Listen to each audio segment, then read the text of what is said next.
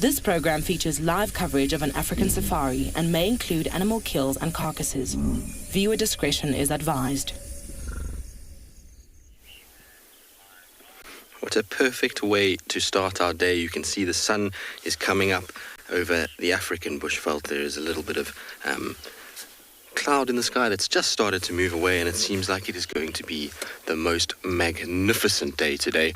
We're going to be hoping that we're going to be able to find Tingana. He was seen at the dam cam, and it sounds like he has possibly made a kill, so there might be a carcass involved. For those of you that are a little bit sensitive, but we'll have a look at that a little bit later and try and see if we can find him.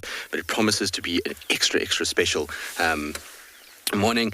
Like I say, it's a beautiful weather, and hopefully we will be very successful in our plans to find the Duke of Djuma.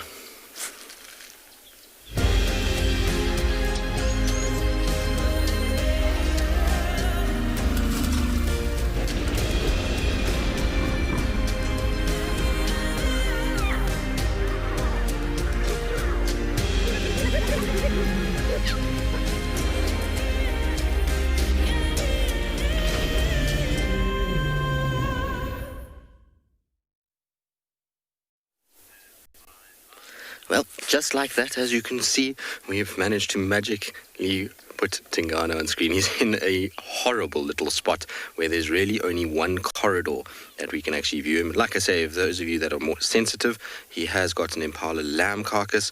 The clever boy is still hunting and able to even catch these small little agile creatures. But he's just starting to feed on it. He's put it up into a tree. That's all his years of experience and knowing that hyenas probably will be around soon, given the commotion that he caused during the course of the morning.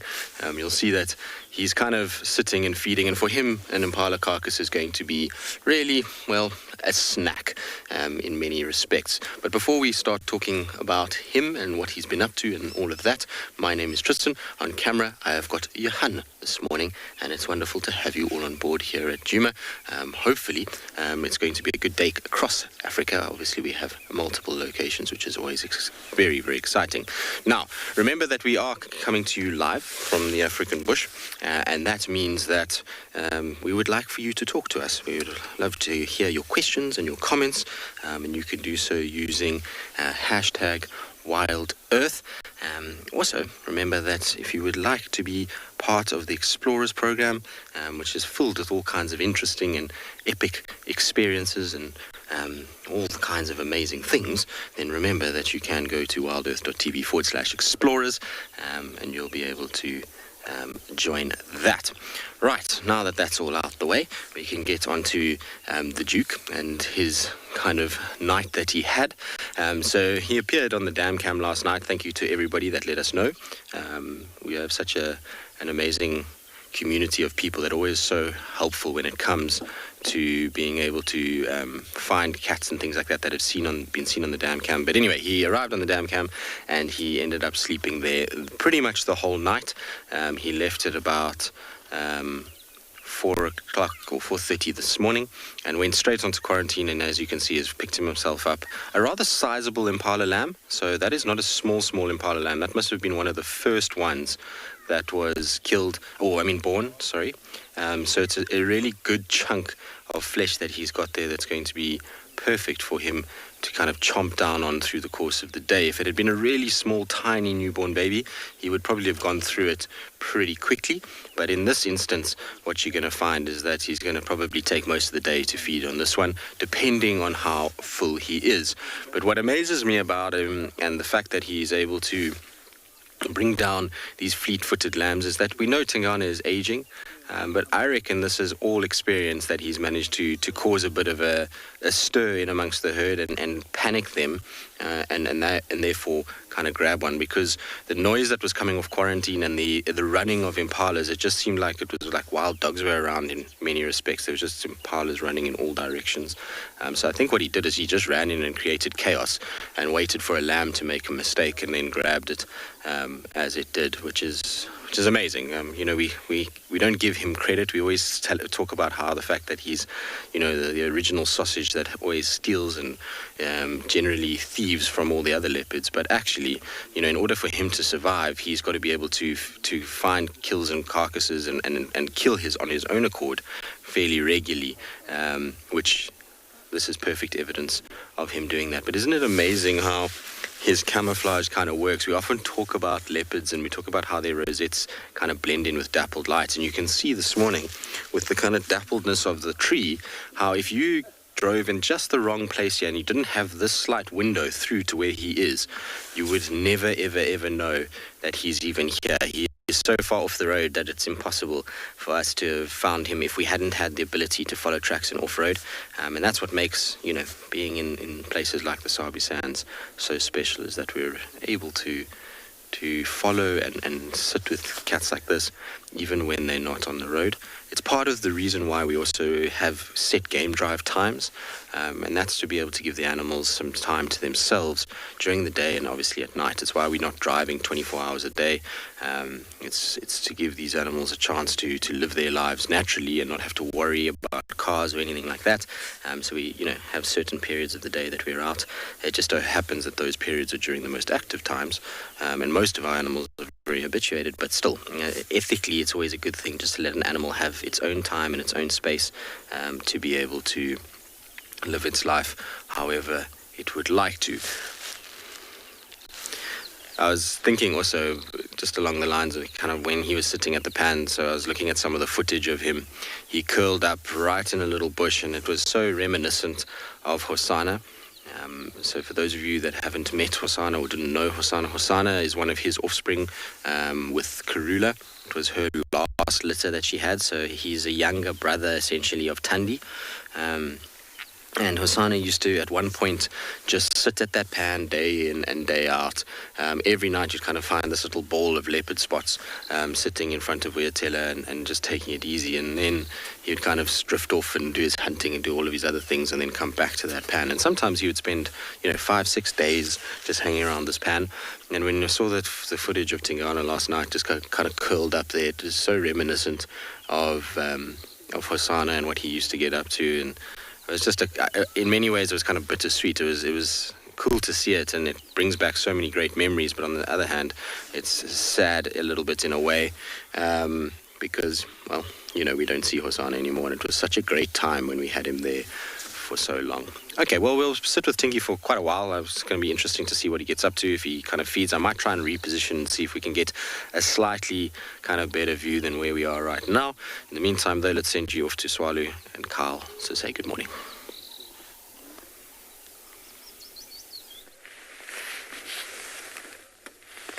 Dumela, and a very warm welcome to everybody on this fairly chilly, what is today, Wednesday morning. It's around about 19 degrees with a slight breeze, so keeping things even cooler. That little bit of rain that we received yesterday afternoon, which was fantastic, with lots of lightning. Full lightning show yesterday. Very good morning. My name is Carl, and you're joined by Owen for this morning's live safari here on Tswalu Kalahari. Very warm welcome.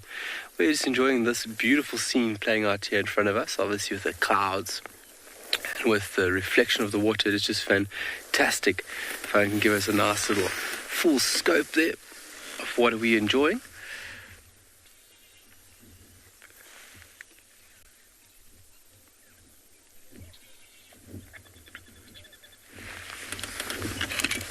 Lovely scene.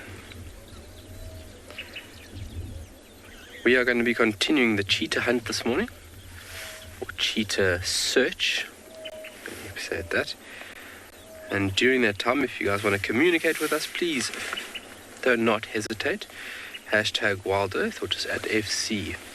For all our young ambassadors, all our young Earth warriors, you can communicate via kidsquestions@wildearth.tv. Crimson-breasted shrike.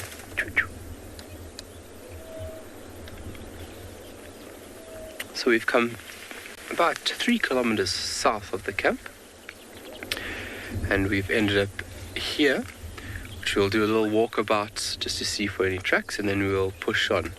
But I'm going to send you over to Dan for a little bit, and then we'll see you back this side.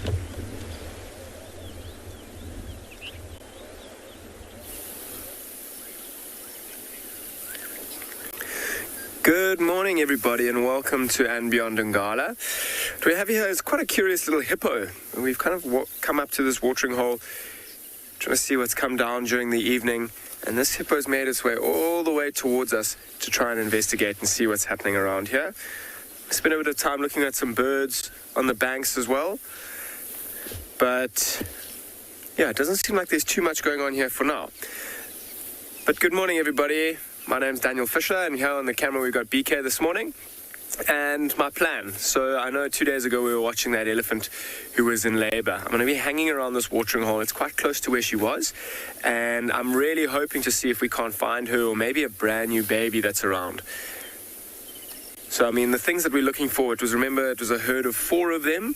There was the older female who was in labor with the little one, or the new-to-be, and another 3 younger elephants as well. So those are one of the signs that we're looking for. I really don't think she would have gone far. So I'm going to spend a bit of time in this area this morning. We did also drive past tracks of some lions this morning. They must have come in last night from our eastern boundary, which is quite nice. There's a good chance of finding them. But it seems like this watering hole hasn't got too much activity. The hippos also, they've returned probably a couple of hours ago, and they're going to spend the rest of the day resting in this watering hole. I can hear a few birds, a few Egyptian geese. But yeah, it seems like it's quite still. I'm sure as the day warms up, and it's going to be a lovely day here. It's currently sitting at about 22 degrees or so, but it's going to warm up significantly in the next few hours. And I'm sure your general game, like your impalas and wildebeest, and maybe even a few elephants, will come down and have a drink here. But I'm going to keep going, try and see if we can't find this elephant cow and maybe a newborn baby. And I'm going to send you over to Busani at Pinda.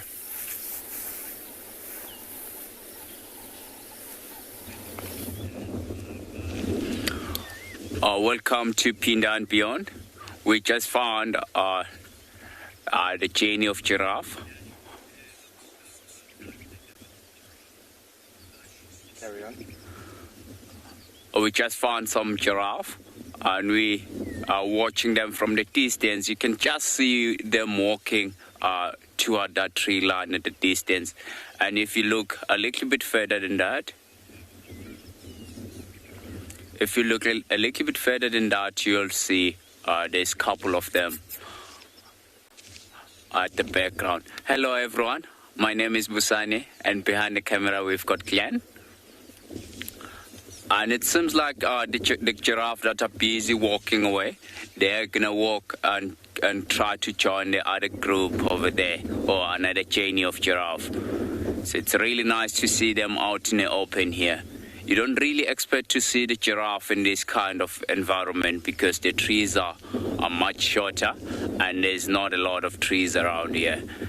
But we are so lucky to see, myself and Clan, to see this journey of giraffe. I think what are we going to do from here? We are looking for a pride of lion. So we're going to leave this giraffe and try to find some tracks, and we cover some ground in this nice open grassland. As soon as we find some tracks, then we'll be happy for the day.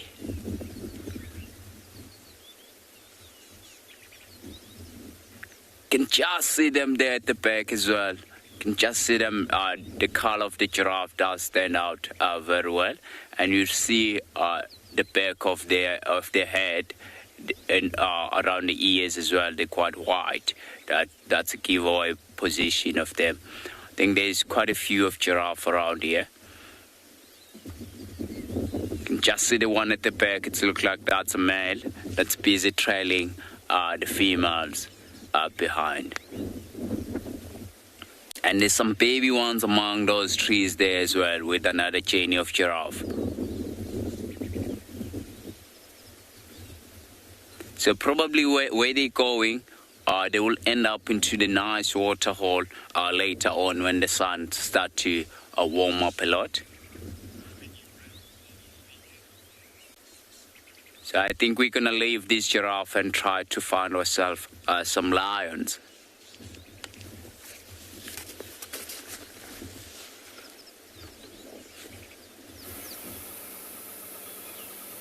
Good morning, fine people. Here we have a red-billed hornbill. Ooh, looking for nesting materials, possibly. Isn't that exciting? Hi, everyone. It's me, Trishelle, and I've got Theo on camera with me. There's a lovely morning on Djuma Game Reserve, already off to a wonderful start with Tristan and Tingana. And I have some plans for today. They're very loose, but it's mostly to find a nice elephant herd, particularly the herd that was seen yesterday with that leucistic adult. That's what I'm hoping to find. So I'm going to keep it to the east and to the north. Maybe go into Buffelshoek.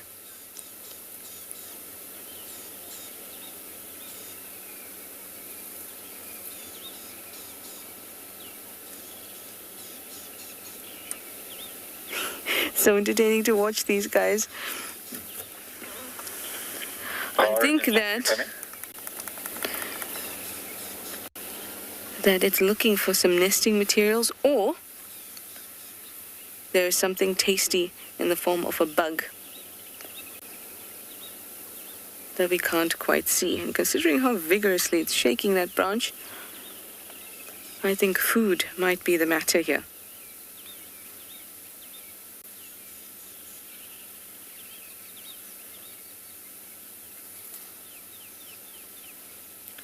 So entertaining and often ignored. All right, well, off we go as this one drops to the ground, and we'll see you at the different water points.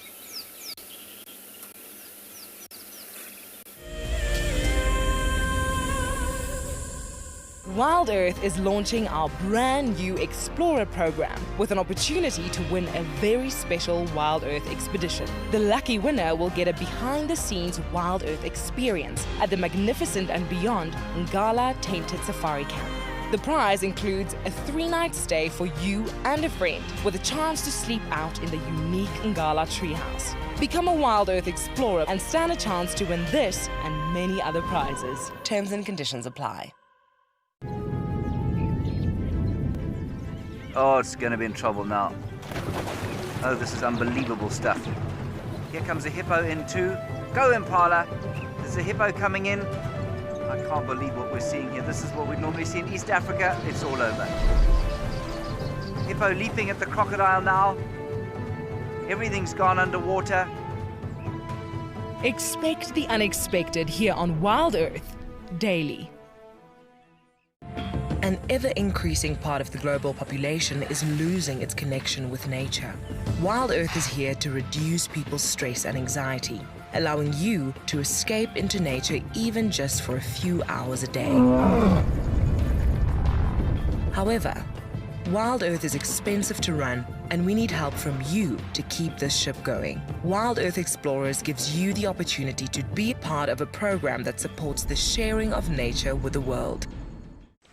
Hi, I'm Kyle, and I come to you live every day here from Tswalu Kalahari in South Africa. My favorite bird has to be the social weaver. The enormous nest that they create, their survival tactics to inhabit these harsh and unforgiving environments, and as well as their complex social arrangements is truly remarkable. And the interconnectedness with the ecosystem shows us that we are too. Catch up with the guides daily here on Wild Earth.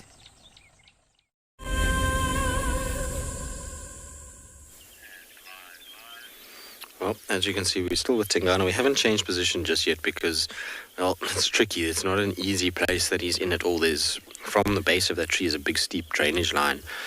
So getting kind of viewpoints from various places is not easy at all. So for now, we're just kind of biding our time, and we'll see once the vehicles move and shift a little bit. So we'll be able to try and figure out another angle that maybe we can see his face, because now that he's turned that carcass around, we're not getting too much of that at all. Leopards will hunt at any time. They're opportunistic. Generally, the peak of their hunting, though, is in the crepuscular hours. So what that means is the crepuscular time is basically the few hours before dawn and the few hours after dusk, and a little bit before and after each of those. And so you find that the peak activity for these guys is around sunrise and sunset. So he killed this impala pretty much at sunrise, which is fairly common. It's not something that you don't see. Oh, Tingana. It's just fallen. Unfortunately, you can see there's a vehicle in front of us. So I'm going to try and reposition. Let's see if we can figure this out and get ourselves in a little bit of a better spot. I think he's come down the tree because it's just way too, way too thick, or uncomfortable, should I say, for him to balance up there. So we're going to just try and see. So, like I say, a bit of a tricky spot where we are right now. There's not an easy way to get in and out of here, but I know there's a crossing. It's been a while since I've been down here, but I know there is a crossing somewhere in this general vicinity. So hopefully I can find, there we go, just looks like a way in here. That's what I love about these little Land Rovers, is that they're able to go into places that everything else battles to do. But as you're going to see shortly, it is incredibly thick in this little section. So let's just go in here slowly and just see if we can get ourselves in. Just got to make sure we don't impale anybody on this buffalo thorn that is sticking out. Now I've got a thorn tree that is poking me in the leg, so just give me a chance to get through here.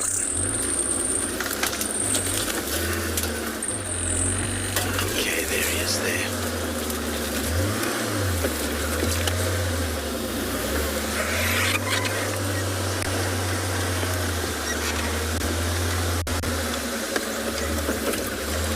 So it's not a great view for now. I'll reposition just now, but we can see him.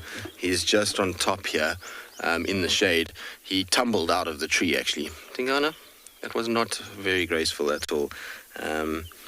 He is probably down to the left a little bit. There we go. So his carcass is on the ground too. There's no hyena around at this stage, and he's right at the base of a tree, so it's actually going to be a lot more comfortable for him to be down like this. If he was in a place where, you know, there was a lot of hyenas around, you would have found that as soon as that carcass dropped, he would have lost it, and then from there he would have, you know, either run away or he would have tried to grab it again and go up into the tree where he can stash it. But for now, there's no hyenas. You see how alert he's looking. He's looking around, kind of checking to see, okay, did anything hear me fall out of the tree, and is anything approaching that I need to worry about? And he does need to be very careful here. Where we are right now is one of the main sort of hyena highways that goes back towards the den. The drainage line that we're in runs straight to the hyena den. So they often are around this section and will have heard the impala's alarm calling, and they would have potentially heard him eating, and so they might be coming to investigate a little bit of what's going on. But there's something actually about when you're in dense thickets like this with a leopard that just feels like kind of the way it should be. I know it's not the most beautiful views of a leopard we've ever had, but seeing them through foliage and thickets always makes me kind of, I don't know, makes it sort of feel like the shy, reclusive animal that it has this reputation to be. All right, well, we'll stay with Tingana. Let's see what he does. Maybe he puts his carcass back up the tree.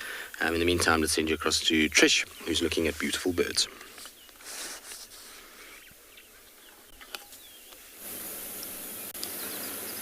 That block and that drainage is so deep. Often Shadula used to take us through there, and I've been stuck there before. Here we've just seen one Birchall starling trying desperately, this one, to eat the remainders of what looked like a very dried up gecko. It looked like gecko biltong at this stage. Then it abandoned it, and another Birchall starling came along and tried its luck with that biltong gecko. Each were unsuccessful with being able to get it down. We're looking at the lesser appreciated birds today. I quite enjoy that, because we see them so often and they're so common we tend to forget or spend less time with them. So we never forget how beautiful they are and how important they are, but we tend to spend less time with them.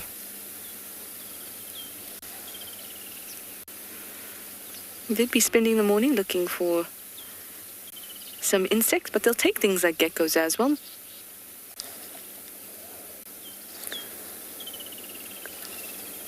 Some of them will even take little mice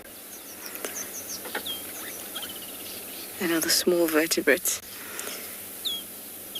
And on the flip of the coin, they might also grab some fruit. My favorite thing about them has always been their colors.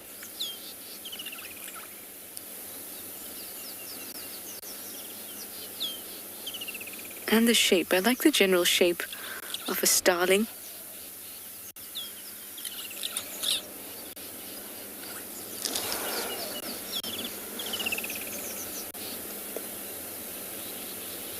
Where'd your friend go? How will you follow your friend too? So we're now here at Twin Dams, but everything's quite quiet at the dam. And we're now going to make our way towards Buffelshoek Dam. So that herd that had that leucistic elephant was actually quite east towards Torchwood, but they were moving north yesterday. So we're going to try and figure out where they went and see if we can follow them, because to see a leucistic adult is quite special. And I think we deserve to see it. What do you think? I'm sure you do too. But now you deserve to see Tristan and Tingana.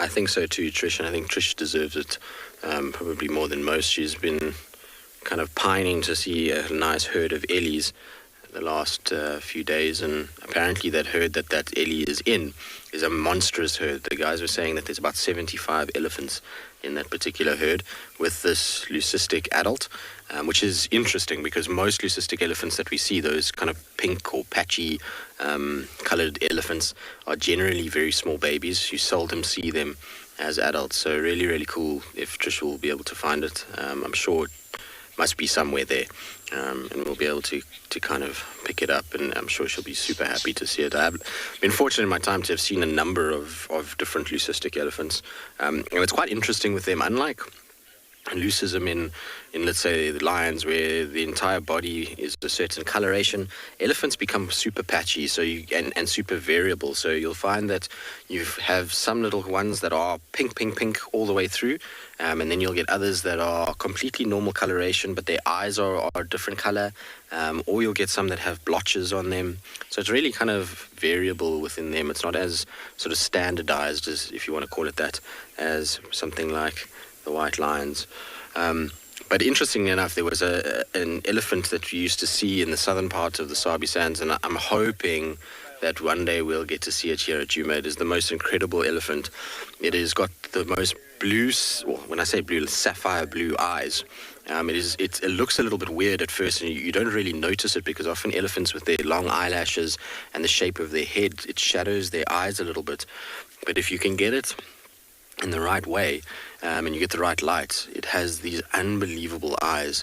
It's the most incredible looking creature, and I've always wanted to get decent photographs of it. And the times that I saw it, I managed to get some pics of it, but they were never great. They were never kind of what I wanted.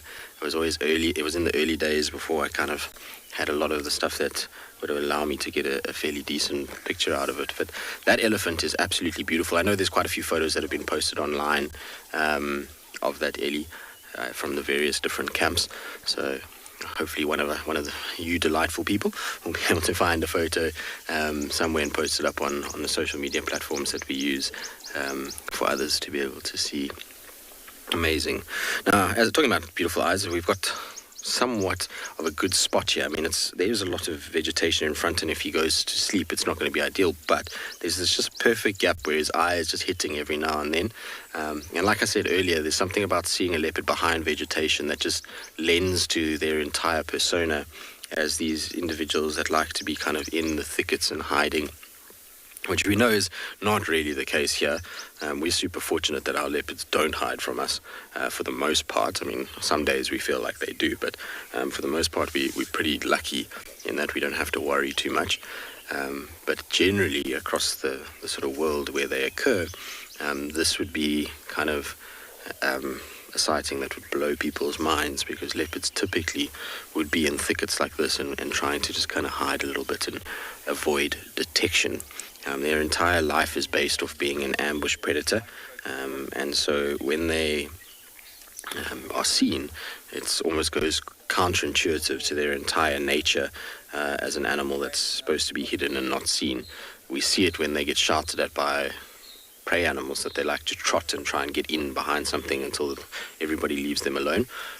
So it's actually incredible that they allow us to be able to follow them the way that we do. A lot of people often ask us, don't you think you kind of put so much pressure on them that they, that it's not good for them? But actually, if a leopard doesn't want to be seen, it will not be seen. I can promise you that right now, when I've followed leopards where they just don't want to be seen that day, and they will disappear within 5 minutes and you won't find them again. So, these are just animals that I've completely kind of learned that we're not something to worry about, and therefore don't mind too much that we're around, obviously within reason, and ethically. Following them and various other things is what needs to be practiced. Kate, do leopards often fall out of trees? No, very, very, very seldom. So I don't know what happened with Tingana there. He kind of plopped onto the bottom of the ground. I think what happened was he was so busy trying to reseat his carcass while he was eating that he lost his footing a little bit, and then from there his sheer weight plus trying to balance the carcass plus where his front legs were, I think it was just not kind of working at all, and so he just let go to rather land and then redo things later. But it was very ungraceful and not at all what you would expect from a experienced leopard, that's for sure. But you'll see now what he's doing is he's just grooming himself after they've killed. This is very common practice.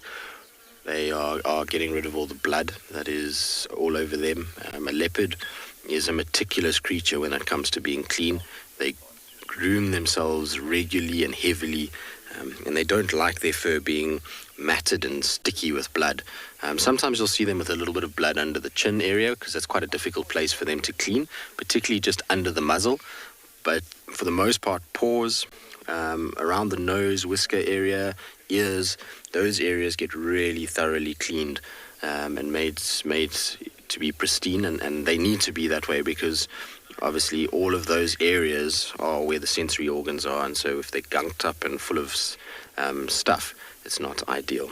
All right, now that we're being stared at by Tingana through the thickets, let's send you down to Busani and see how he's going in Pinda.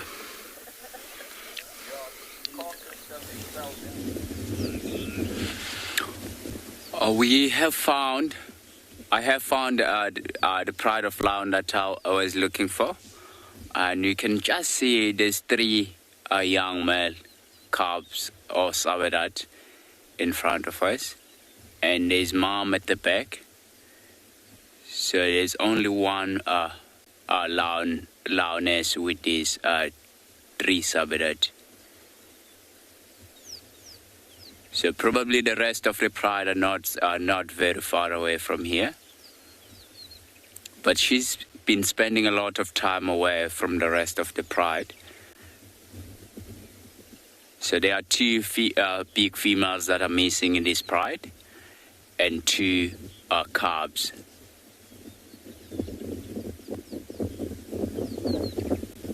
But have a look on their body. Oh, look at that. He's yawning. So have a look on their body, on their coat. They've got some spots on. So those spots is to help them, if they're still very young, around the den side to camouflage. And they're starting to grow that mane, which is, I think they're going to be very, very pretty males one day. And it's nice and cool now, and they're happy to be out here in the open. And we can feel that, like a breeze or the wind that come from the southwestern wind. So my mistake, northwest wind.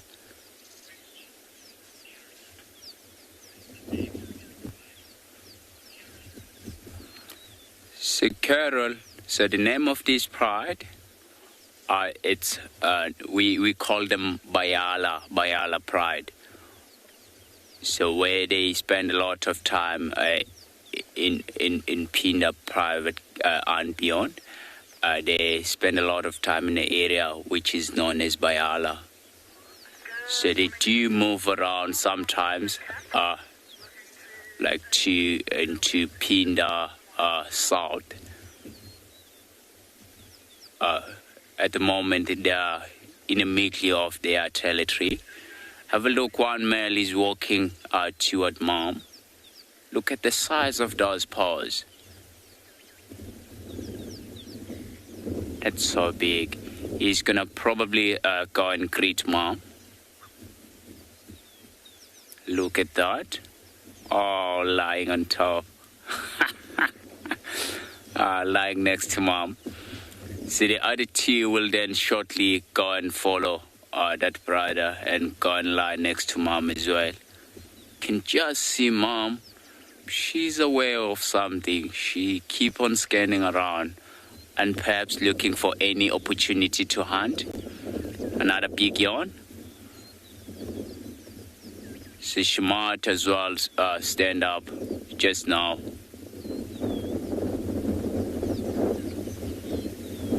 So, since I found them, they never put mom. She hasn't put her head down.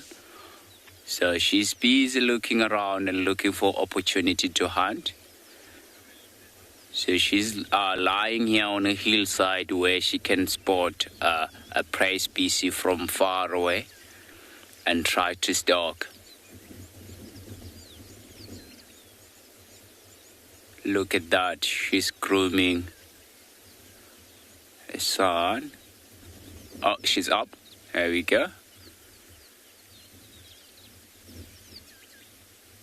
So I think she's gonna start walking probably to that tree line at the background. So in this time of the day, she wants to get into the dense vegetation whereby she will be able to ambush or stalk at the warthogs or nyalas without being spotted. Because in this area, it's quite open. She's still looking around. She wants to make sure that if she do start walking away, and no other prey species will spot them.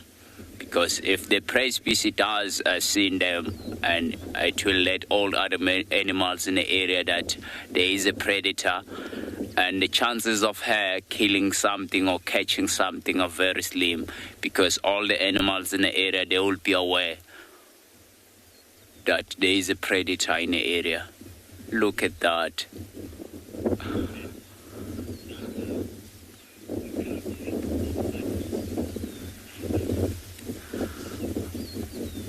Lisa, the cubs, they're getting to the stage now whereby they will help mom a lot to hunt. Although sometimes, because these are the Savedat male calves, we think that they just over a year now. Are they pushing to 2 years? So they're getting to the stage whereby they will help mom to hunt. But they're not as good as mom. But she has to do a lot of hunting.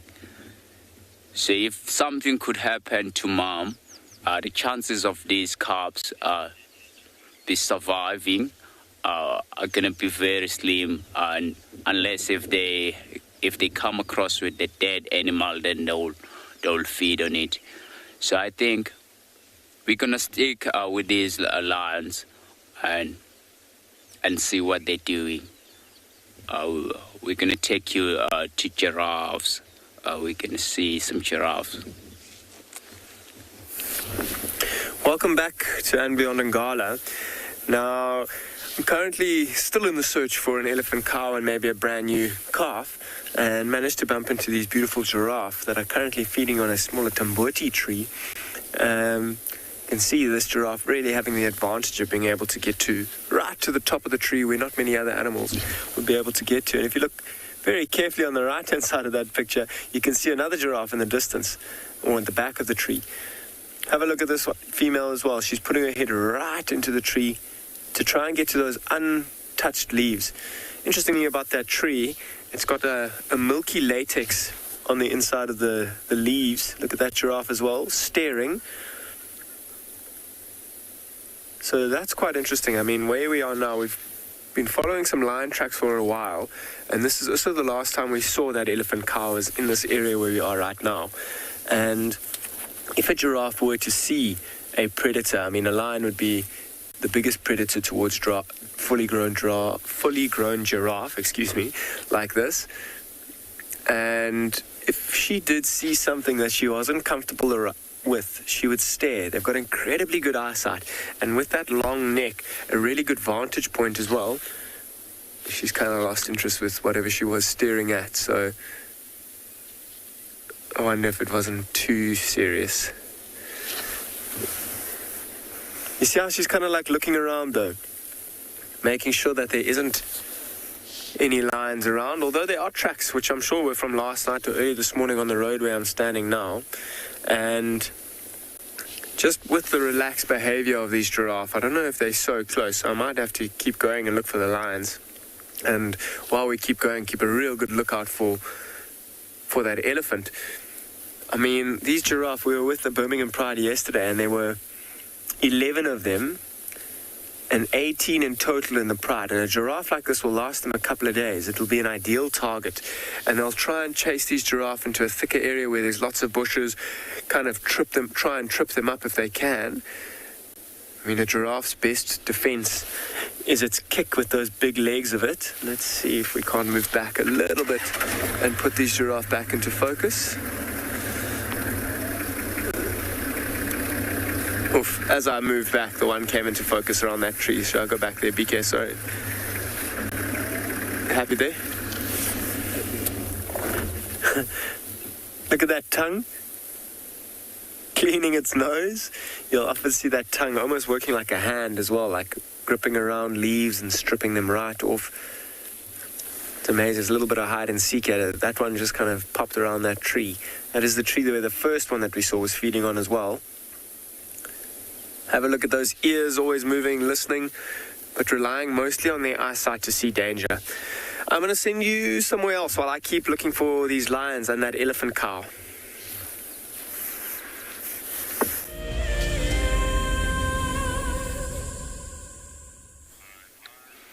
Well, as you can see, Tingana's still sitting in his little spot there, and he is perfectly kind of blending in these shady areas. This is the most the best possible place that he could be right now.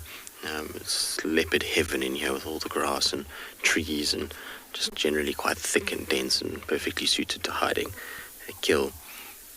But we're going to sit here a little bit and just listen to some of the morning sounds. It's quite nice with a few doves calling and various other birds, and watch as Tingana kind of gazes upon his kingdom.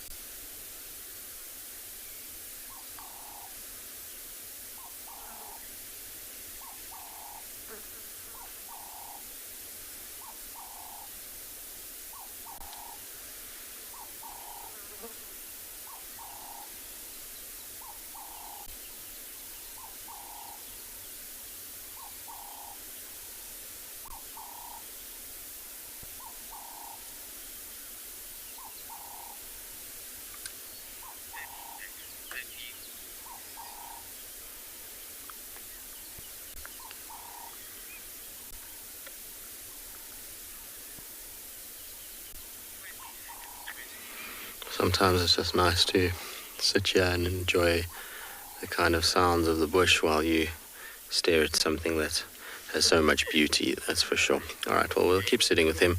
We'll see what he gets up to. Hopefully he's going to go back up the tree at some point.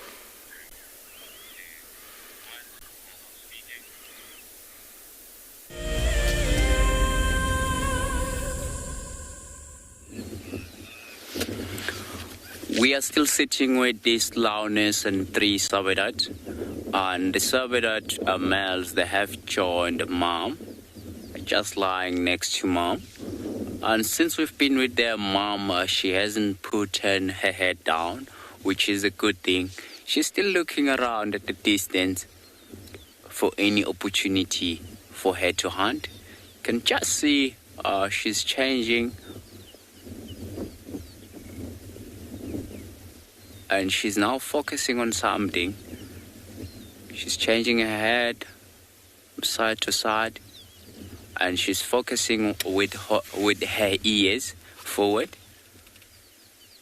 to try to pick up any movement that she can hear.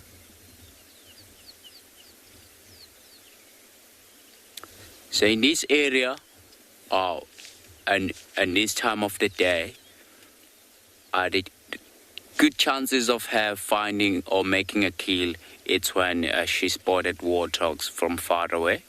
Because where she's looking at the distance, it's quite dense, and the grass level, it's quite higher. So if she does spot the warthogs, then she'll start ambushing that warthog and stalking and get right up close. I have seen this pride of land before killing warthogs. And this loudness, she's quite good on killing warthogs as well.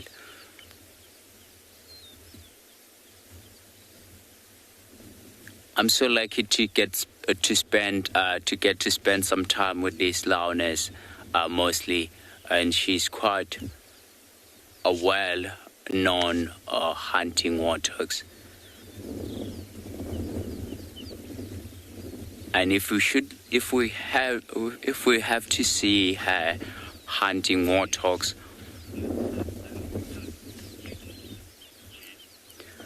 Jan, these habitat cubs, they're so cute. You can just see there's one here on the right hand side. You can just see where the mohawk is starting to grow that mane. He's gonna be impressive one day. And to be able to see, if Jan, you were with us earlier on, we did get to see them walking around, which was the very good thing. It's really nice to see them moving. And because mom, she hasn't put her head down, so good chance that she will spot something and start walking away. If not, then the sun will get really hot. Then we'll get to see them walking into the nice shady spot for some cover.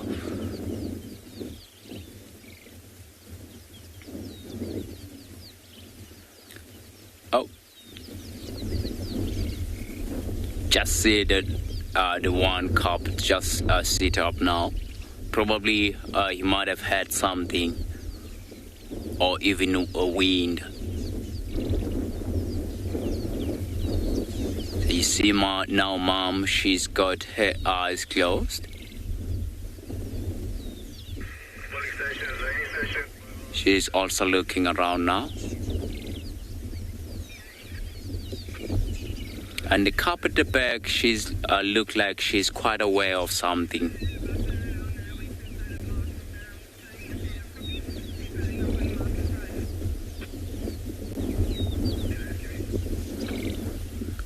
Was saying earlier on, if we can't get to see her managing to catch something, which is most likely will be warthogs in this area and in this time of the day, and because the warthogs, they've got very strong muscles around the neck, and sometimes they will start eating while the warthog is still alive, and the amount of noise that they do make, it is amazing. But poor for warthog. She's still looking around. But if I do scan around, I can't really see what she's busy looking at. And it's a good weather for her to be walking around or stalking around. Whatever she sees around.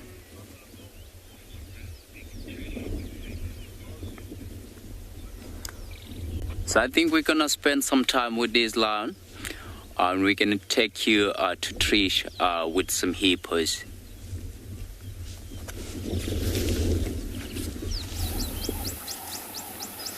And here it's perfect weather to watch a wonderful scene and smell these lovely smells. I wish I could give you a smell safari. It smells a little like a harbor here at Buffelshoek Dam today. Rather fishy. Makes me feel like I'm near the sea. It's a very peaceful,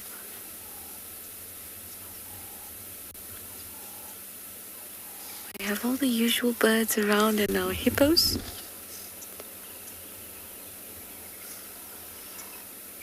Hippos are still getting up. We have our yellow-billed stork.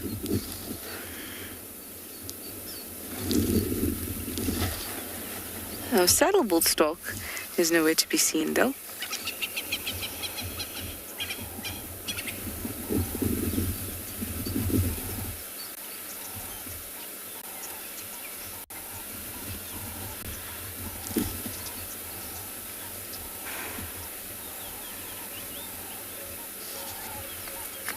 Now the stork has just gotten down for a bit of breakfast. It was up in the tree when we arrived. We've been sitting here for a little bit.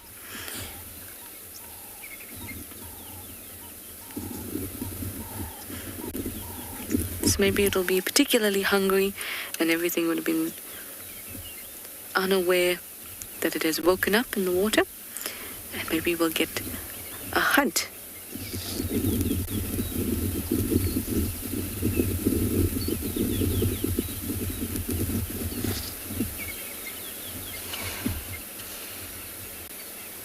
Amazing. Beak open, ready to snap as soon as anything passes through. And it feels just the slightest movement. There we go, shading again.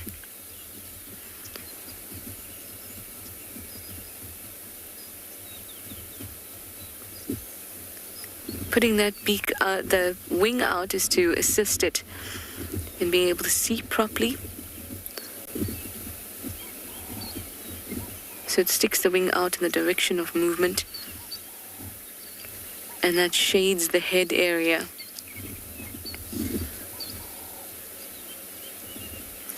Lennon, you'd like to know how early these birds start hunting in the day? Probably a little earlier than now. What is the time? Yeah, I would say, so usually when I arrived here, it was in the tree still. That's where they'll rest. And usually when the sun comes up, that's when birds get going. So they're not waking up too much earlier than that, especially not to hunt. And especially not big water birds like this. Of course, you'll get birds that enjoy the nighttime, like nightjars and owls. But these guys, no. So they'd start hunting maybe from an hour ago. But I suspect that this one's just started hunting. That's because it's not very, very hot this morning. And it looked very comfortable sitting in that tree when we arrived a couple minutes ago.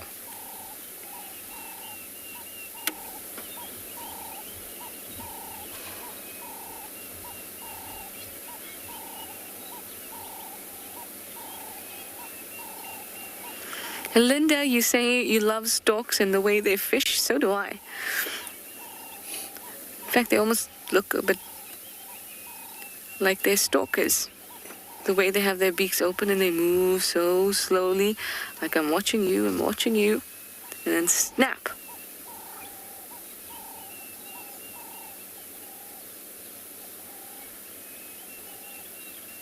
They do look very careful, don't they?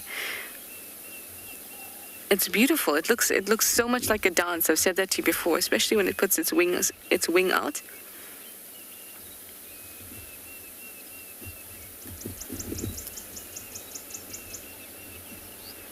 Slow and deliberate and patient.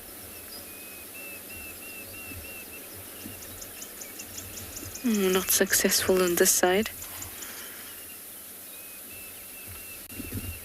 In the smaller dams, when you watch storks hunt like this, they'll go round and round and round the edges of the dam. If you just stay in one place, then they'll pass you quite often and you get a really nice close view of them.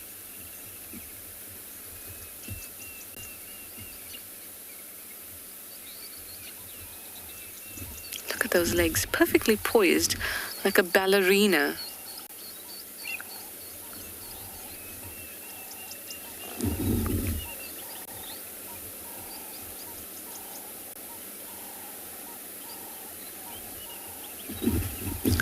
I just saw a little grebe come fleeting through.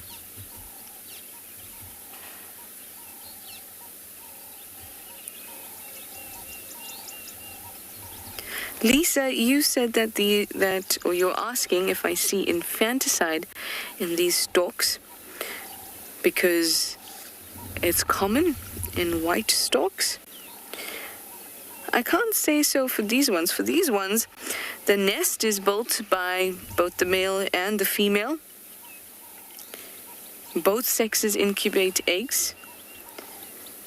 And although they can be aggressive to intruders, and so can little chicks, I'm not sure that I've seen or heard of infanticide in them, at least enough for it to be described in textbooks. I've definitely not seen it from experience.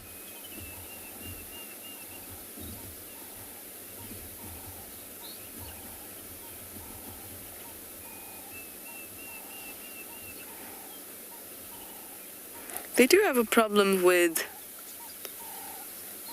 other birds taking their eggs and their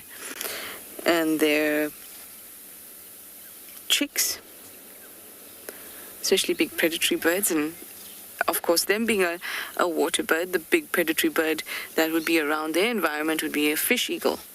Fish eagles have been known to take their eggs, which must be quite a curious thing to watch.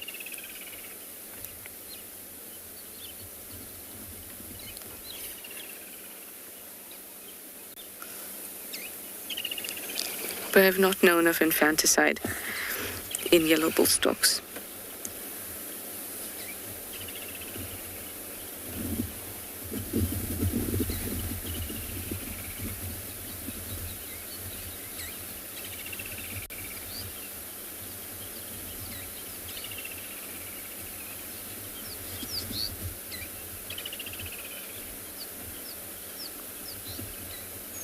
You might often see them in pairs as well, but this one we've only been seeing singly.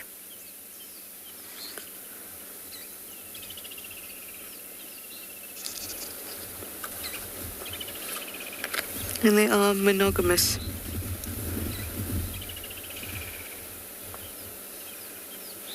Of course, that means that they stay together for a breeding season. Doesn't necessarily mean that they stay together for life.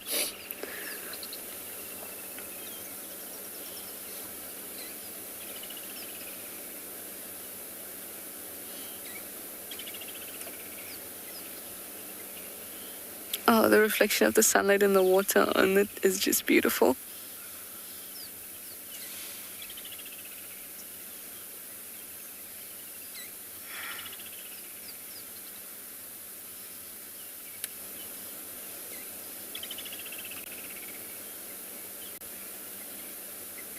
Oh, look, it's our grey heron. That looks like an awkward meeting. Each one look away like we don't know each other. You have long legs, I have a long neck. Anyway, let me send you back over to Tristan and his leopard. I think I'm going to stick around here and see what happens.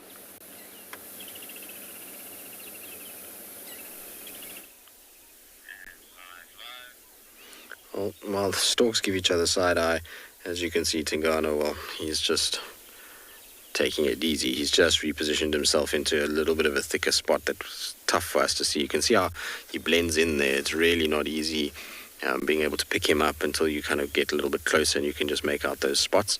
He keeps looking up into the tree, so I'm hoping he is going to go back up. For us, there's no other way to view him other than where we are right now. There's another gap on the other side, but there's somebody parked there, so we're just going to have to be patient and see what happens. I suspect at some point he might take this kill back up the tree and then come back down and have a proper nap. But for now, all he's going to be doing is looking around and taking it easy. He keeps staring to the south of us, and I'm intrigued by it because when I was driving here to come and kind of join and see him, I found tracks for a female, so I don't know if there's a female leopard also somewhere hanging around or if it was a little bit earlier in the night. I didn't look at the tracks very well because, well, like I say, we weren't going to be tracking them, so I just saw them there. I think, though, that they were from earlier last night. I don't think they were that fresh. They certainly didn't look like they were shining. So we'll have to just see if a female arrives. Generally, with the commotion and the sounds, if there was any predator here, by now it would have already kind of joined and come into the area and had a little look at what's going on. That being said, though, it's so thick here that a leopard could easily kind of sneak up on us, watch what's going on, see it's a big male, and scuttle off without us ever really knowing what was happening behind us. But, I mean, I doubt it. I doubt that that's been the case today. I would have expected, if there was another leopard, for him to start growling, hissing, chuffing a little bit, as leopards do. But you see how aware he is. There was a little branch that moved with the wind, and he immediately responded to that, because he knows that if anything makes a noise here and he spots something, he immediately needs to pick up that kill and go up into the tree. So you'll find that he's super hyper aware of his surroundings while his kill is on the ground like this. Oh, and there we that was the Tingana flop. Robin, it's a tricky thing. Judging weight is never easy, and it also depends on how much he's eaten. But I suspect that Tingana is probably around 80 kilograms, 85 kilograms. So, what would that be? 180 pounds, 190 pounds, somewhere there. I would imagine it's in that kind of vicinity, depending on how full he is. He might top the scales when he's had a really good meal at 90, but I don't think much more than that. The really big, heavy leopards just make 100 kilograms. So, I don't think he's quite at that sort of level. But you never know, actually. I mean, without weighing him, it's really just a guess. But I would expect it to be in the upper sort of levels of weight, considering his size. A lot of people never give him credit for his size. When we talk about really big male leopards, particularly here in the Sabi Sands, we often chat about a few individuals, so the likes of Anderson, Msogwen. There was a male down in the south of the reserve as well that was also a very large individual. And these guys got a lot of fame because of their size. And Tingana sometimes was always kind of forgotten about when it came to that. But he is a seriously big leopard. He's not small at all. I've seen him standing next to Anderson, which was always famed as one of the largest. And he by no means was dwarfed by Anderson. I mean, he was slightly smaller. He was a little bit kind of more slender is probably the word for it. Didn't have as big a set of shoulders and head as what Anderson did, but his dewlap was definitely bigger than Anderson's, and in terms of height there was only probably about a 2 to 3 centimeter difference in terms of them. So his weight will be close to that's for sure. There's actually a little lizard here on the front of the car that I've just noticed is crawling around. It looks like one of the little Diurnal Geckos that's moving in front of our little high lift jack on the branch. So I wonder if it's going to stay there. I'm not sure if it will. No, it's moving off now already. I was wondering if it was going to jump on the car at some point. There's definitely a little diurnal gecko that is there. That's kind of moving around, although he's staying now. Let's have a look. Maybe we'll kind of see it. So you can just see there's a branch right in front, a little bit more to the left. A little bit more, a little bit more, a little bit more. Kind of a little more to the left, and then up a little bit to the top of the jack. Maybe a bit more to the left. Sorry, Johan. I think you got to go. Oh, there's another one. So Johan's seeing a different one to the one I'm seeing. There's two of them, but they're the diurnal geckos that we get. Why are you on my car? You're not supposed to be on there. Because now I'll have to feel bad if we have to leave the sighting. We can't leave him on, especially if maybe the other one is its partner. But you can see how it's running along a super smooth surface. And that's because of the little tiny hairs that they have on their feet that allow them to kind of stick to things. No, you little one, that's not a place for you. It must be a really nice place to sit for a little lizard. And the reason why is because that bar will be heating up quickly in the sunshine. So it will be nice and warm. And this little one will be able to warm up pretty quickly. Also, it might be finding little food. I don't know, he's slipping. Don't slip. It looks like it's eating something on our bull bar, but I can't see what.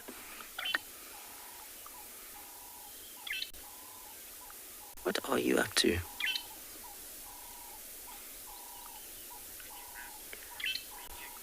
Well, not ideal that it's on the car itself, but there's a little branch coming up, so I'm hoping it's going to hop on to that branch. Maybe it was moving away from the other one. In the meantime, though, we're going to stay here. Hopefully Tingana will eventually decide to resurrect from his slumber and do something for us.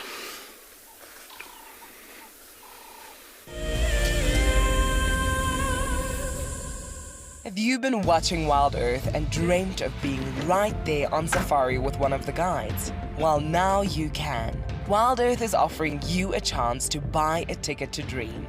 You or a friend can hop on board a live Wild Earth show and join our guide on safari. The ticket is redeemable at any of our locations, anytime in the future. Only a limited number of tickets are available, so don't wait.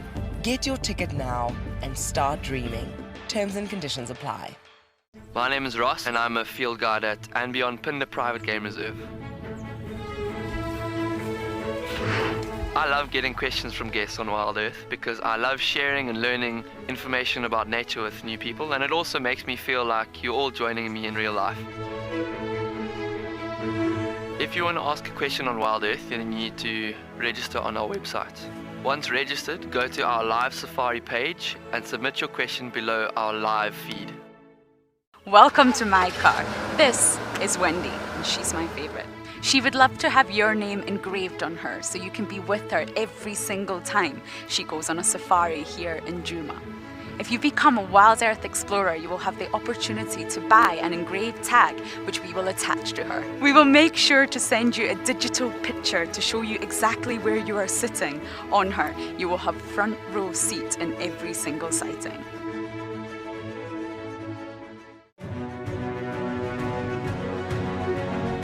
Hello, boy. You are a monster. And he's coming right up to us. Hello, boy. Oh, settle down. Settle down. He is very, very close. He's pushing his trunk against the car. You can feel the car moving. Hey, hey, hey, hey. Stop that. Expect the unexpected here on Wild Earth daily.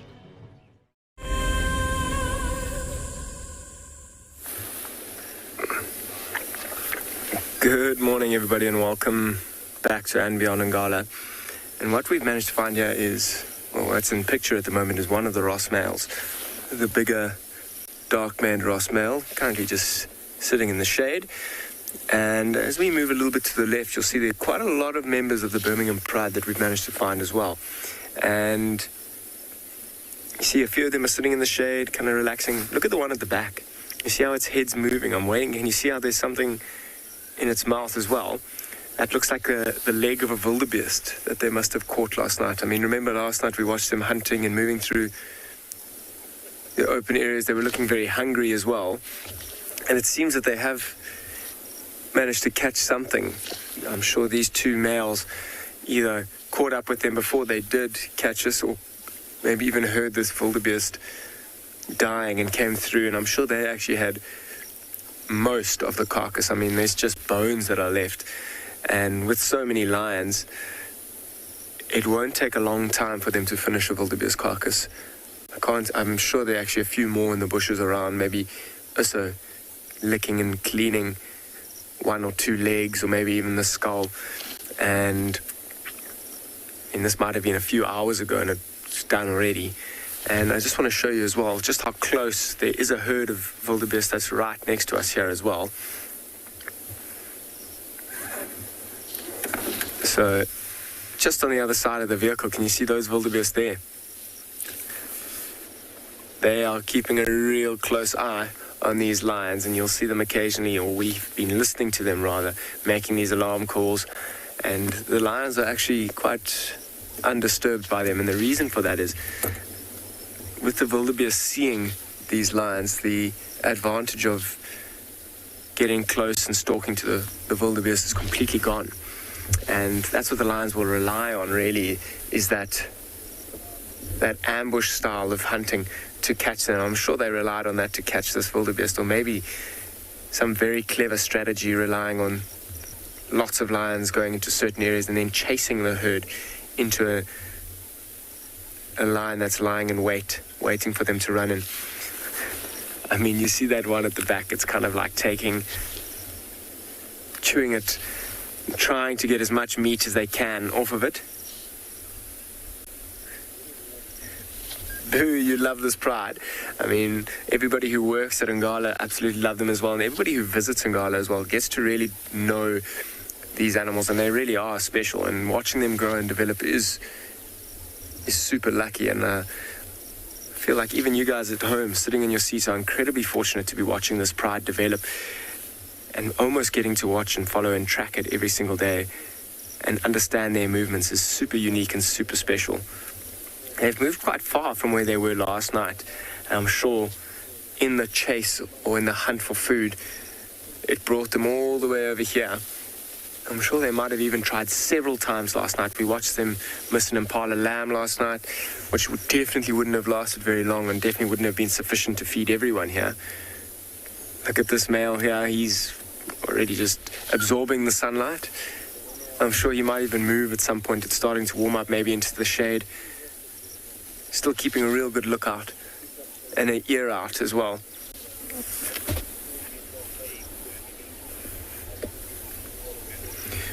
Morgan, where does the name Birmingham Pride come from? So just to our west, in fact, sorry, I nearly said east, but it's to our west.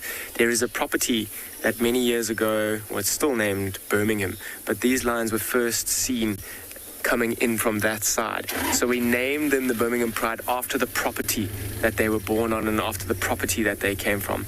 They would have been English people, and they named their farm or their plot the Birmingham Plot or Birmingham Farm.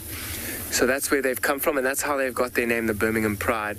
I mean, it's very old English, but that's just the property that they've come from. I mean, the Ross males, in fact, one of these males that are in picture here and his brother to the right that we started on, they are called the Ross males. They come from north of us in the Timbavati, and the Ross family and the Ross property, that's where they come from. So we've named them the Ross males.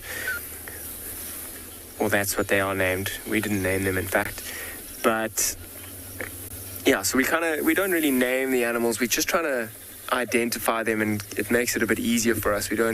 These are wild animals, and they certainly don't need people's or humans' name. But just to try and make it easy for us to ID and monitor them, we give them these names. So, I mean, the Birmingham Pride has kind of moved many, many years ago from that Birmingham property and have kind of settled majority of their territory in Ngala. They do often pop into the Kruger National Park, around Orpin Camp, although Ngala is in fact a private concession within the Kruger National Park. But they spend most of their time in Ngala, which is super fortunate for us. We actually have the luxury of being able to track and find them almost every day. I mean, obviously the very, very special thing at the moment is those white lions that you just saw that one flop its head down in exhaustion. Doesn't look like they've got the fullest of bellies. I wonder if it wasn't maybe a younger wildebeest, not a brand new calf. That leg, that bone, that young male's eating at the back there. Looks like it's quite big. Maybe last year's calf. Male just watching. I think he heard one of those Egyptian geese fly over us quite close. And just needed to make sure that it wasn't a hunting opportunity or even a threat. But as you see, he's kind of changed his stare somewhere else. Quite proud, hey? I mean, look at him sitting there facing right into the sun, eyes closed. I'm sure he's enjoying a bit of this warmth before it heats up too much. And he's the father of the one that's eating that bone in the back, that white female as well.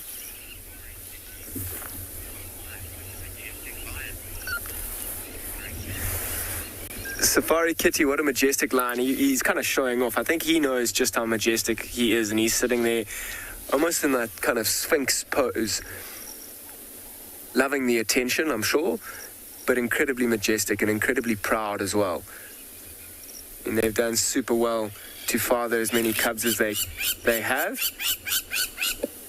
Crowned lapwings just flying over. And they've done incredibly well to defend this territory as well over the past few years. It's generally a territory that's been dominated by coalitions of more than 2 lions. So it's been quite tricky for these 2 males to keep other males out.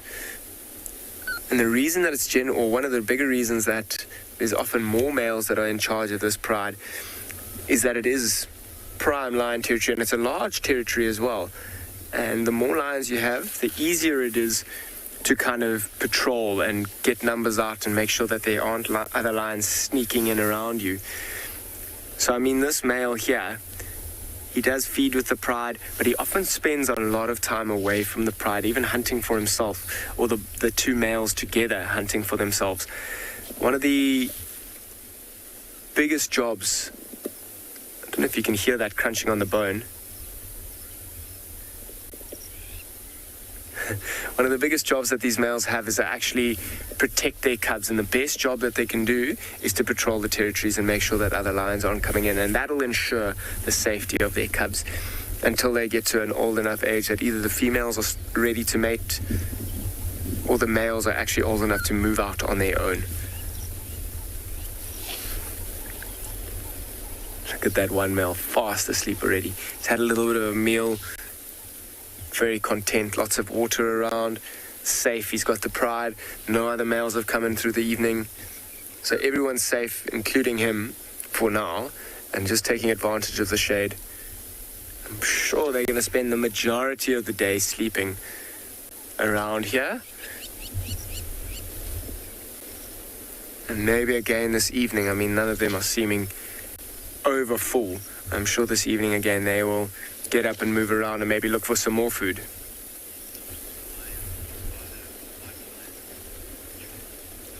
Joel, what percentage of lions in Ngala are white lions? To give you a percentage might be quite tricky, but in the Birmingham Pride, there are 2 white lions, and there are 18 members in the Birmingham Pride, so 2 out of 18. And then, I mean, that's not the only pride that we see through Ngala. I mean, yesterday we saw 2 females from the Squirrel Pride that were around. They were feeding on a wildebeest carcass. There's also about, I think, I haven't seen them in a long time, but I think there's about 16 or 17 of them around as well at the moment. And there's the Birmingham Breakaway Pride, which comes through occasionally in the west. They're also at about 16 lions as well. Then the Mbiri Pride that comes in the southeast as well. Sure, I also haven't seen them for a long time. I wonder how many lions there are. Last time I saw them, they were probably around 14. So in terms of a percentage, lions come and go, but I can give you a straight answer as to how many white lions there are that come through Ngala, and that's 2. And there are what we think to be 4 wild white lions in the world. So 2 out of 4 white lions that are known of in the world is quite amazing on this property. And we're very lucky to have a female who will very likely stick around here for some time. She'll stick with the pride unless their territory starts to change, and territories do shift and change on a regular basis. It's quite a fluid process, particularly as other prides get bigger and stronger and kind of move into certain areas. They may push prides away. But the Birmingham pride is quite solid at the moment, sitting at 18. And that's quite a strong, formidable force, which will be quite tricky to push out of this territory. Although there will be a time when these males are under big pressure. And they are kind of getting a little bit older. They're just over 10 years old. And that's quite old for a male lion. I mean, particularly having the duty to look after the pride, it can take its toll. And male lions don't live nearly as long as females. I'm going to stick around to see if I can't find the rest of the pride, maybe feeding on other bits and pieces of the wildebeest. I'll send you over to Trishala and at the waterhole.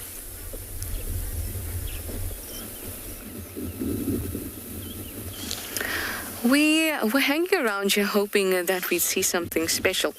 So we know that there's lots of hippos in the dam, but we've only been seeing a couple surfacing every now and then. So we were hoping that we'd see more of them and that they would do a belly roll for us like they did last night. That was really, really, really cute.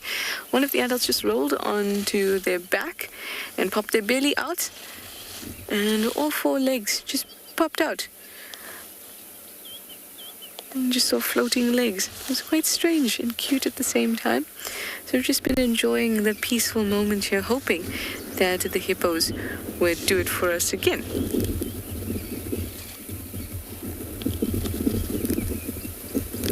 Zans, that's a really awesome question. You'd like to know if hippos swim or walk underwater. They walk, they porpoise. That's what we call what they do.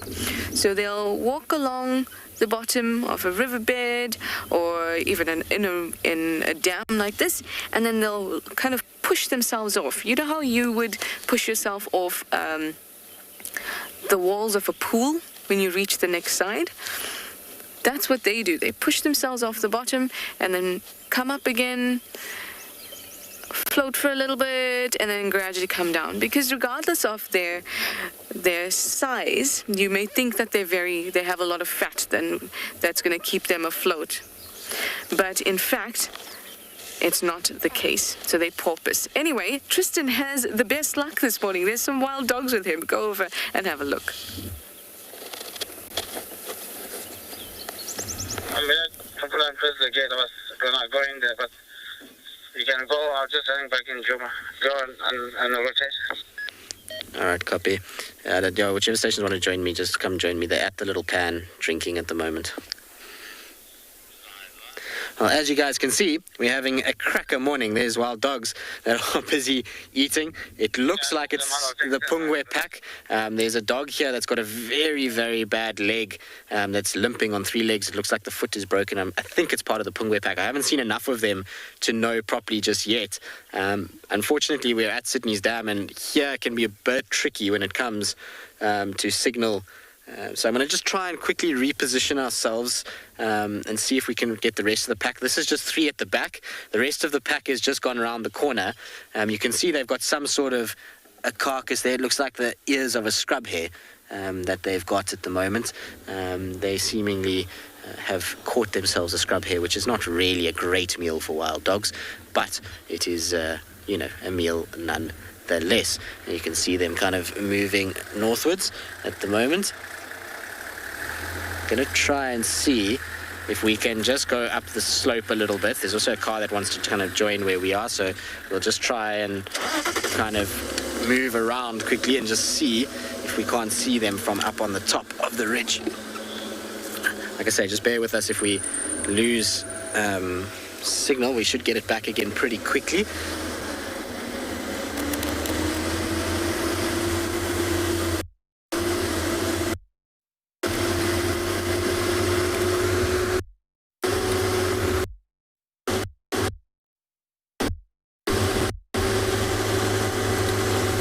So we should have signal from up here, and it should be a lot better view. We should be able to see all of the dogs from up here. It's going to be a little bit long distance, but it does work out better for us in terms of being able to see them. They all having a bit of a drink at the moment. So I'm going to try and just go a little bit further forward so that we can see them nicely on the clearing. But I'm pretty sure it's the Pungweg pack that we've got here. Like I say, they're all going to come out into the clearing in front, and it's amazing. The one day where you expect impalas to be scattered all over the place here, which they normally are, today there are none. So these guys are going to just have to have a little bit of water, and then from there they're going to have to kind of go search for other food items. A little scrub here between this many dogs is going to be useless. It's not going to be able to feed this pack at all. You're going to find that they are going to be very hungry still. It's such a pity we can't get down into that dip. As soon as we go down there, that's the bowl of no signal, unfortunately, but because it would have been so nice to see that whole pack lined up on the edge of the water drinking. But from up here is still fairly decent, that's for sure. Awesome. It's been so spoilt with wild dogs the last few weeks. We've really been kind of seeing more than our fair share of them. It's been absolutely amazing, actually, to have the two different packs running around. And there's a third pack that's also been sighted to the west, which is called the Ottawa Pack. They've been seen a little bit like west of where we are, which is obviously pretty crazy that there's another one that is there. Now you might see a vehicle kind of coming into the shot. I do apologize if there is a vehicle coming into the shot. It's just that they're trying to position themselves in order to get the dogs drinking, which is fine. It's not a problem if they just kind of cross through at some point. Very, very, very cool to see, though. Unfortunately, though, that where they're heading, you see this dam wall in the background. On the other side of that dam wall is the Manuleti, and so I expect that they're going to go straight into the Manuleti, and we're not going to get too long with them. Also, there's a number of other cars that want to come into the area before they do cross, so we're not going to be able to spend too long with the doggies, but at least we managed to find them. It was quite cool because we got the report that they were coming our way, and then all of a sudden we had we got the tracks, and then from the tracks we just came round and they were crossing the road in front of us, which is always the best way to find dogs.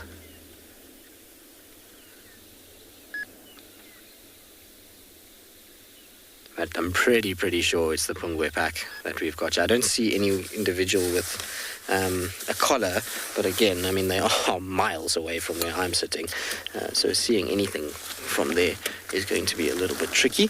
I'm trying to see if I can find my binos. I don't know what I've done with them. I'm going to have to look for those. Not sure where I've put them. But there's definitely no sign of a collar dog that I can see from here.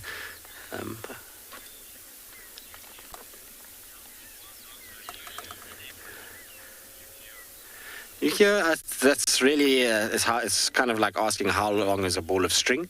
Essentially, there is dogs, packs that are one individual, or two individuals, three individuals.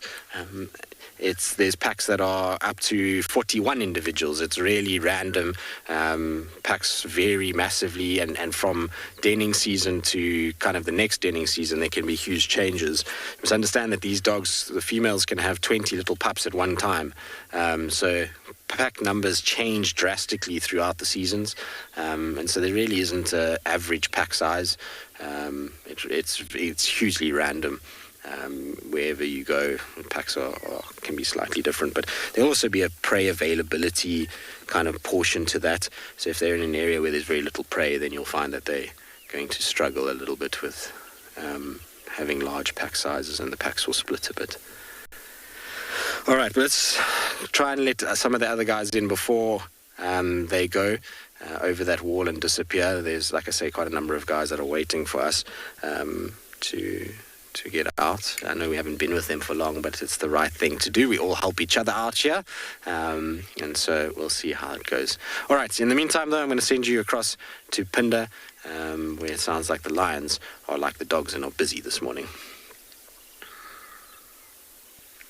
Right on the end of the zoo, mate. We're still sitting with this Lioness and 3 Sabadat mate. The mom, she has spotted the warthog from far away, as I was saying earlier on, that she's waiting for the warthogs to walk quite close to her. And now she has seen the warthog. She's keeping an eye on the warthog because the warthog is in an open area, so she might be waiting for the warthog to go just behind that tree line where it is, and she will start to close that gap again. So she has like a cover, she has like walk for about 10 meters away from the cubs. She's yawning now. You can just see the cubs are still lying down, but they also, one of them also keeping an eye on the warthog. And she's still very interested in the warthog. You can just see her body language as well. She's focusing on that warthog. Look at that. Taking a step forward.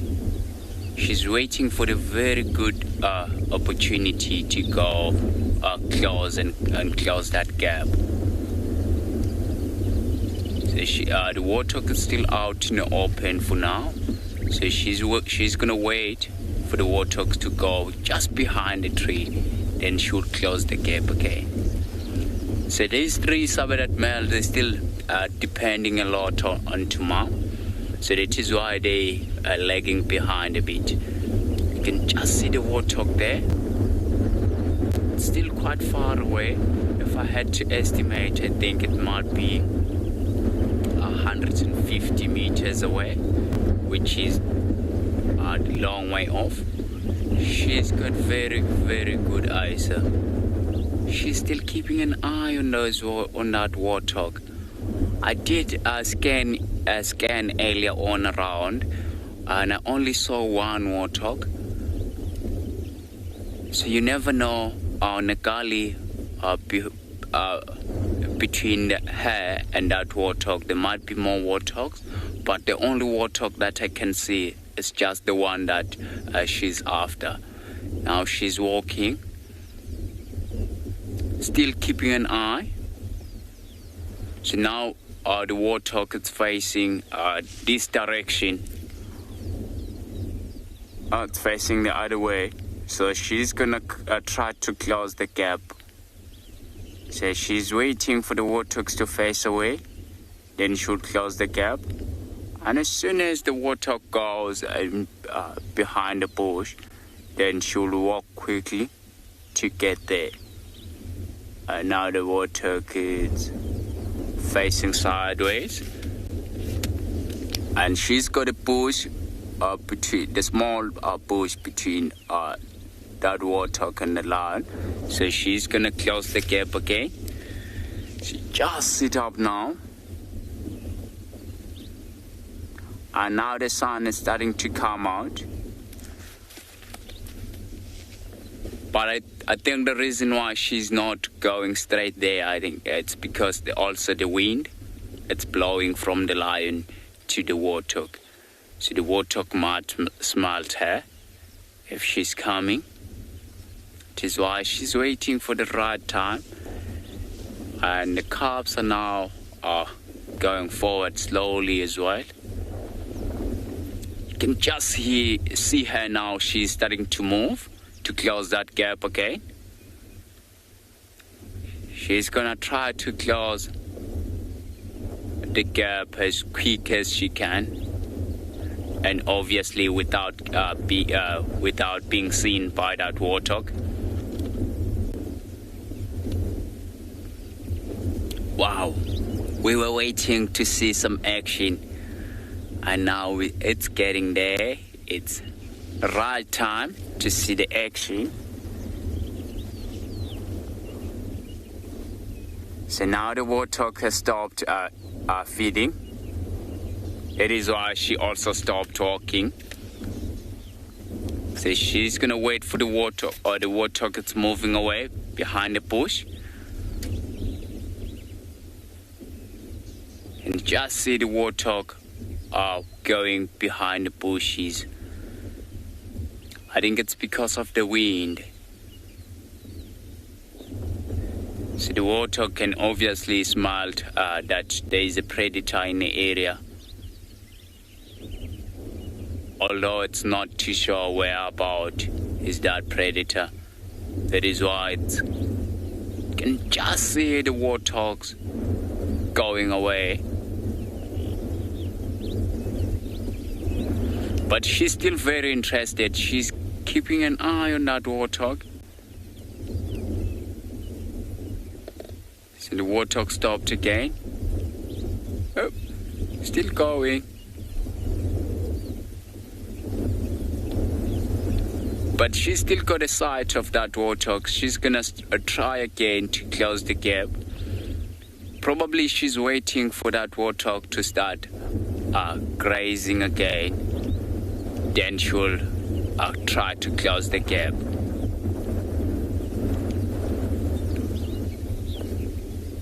But she's also scanning around to make sure that there's no other prey species that she could go for in the area while she's still interested on the warthog.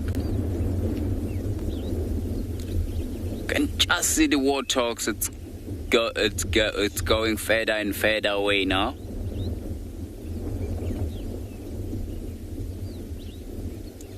I think because she's on a hillside, she can still see that warthog. The warthog has stopped now. It's busy grazing now. But she's still got her eyes locked onto that warthog.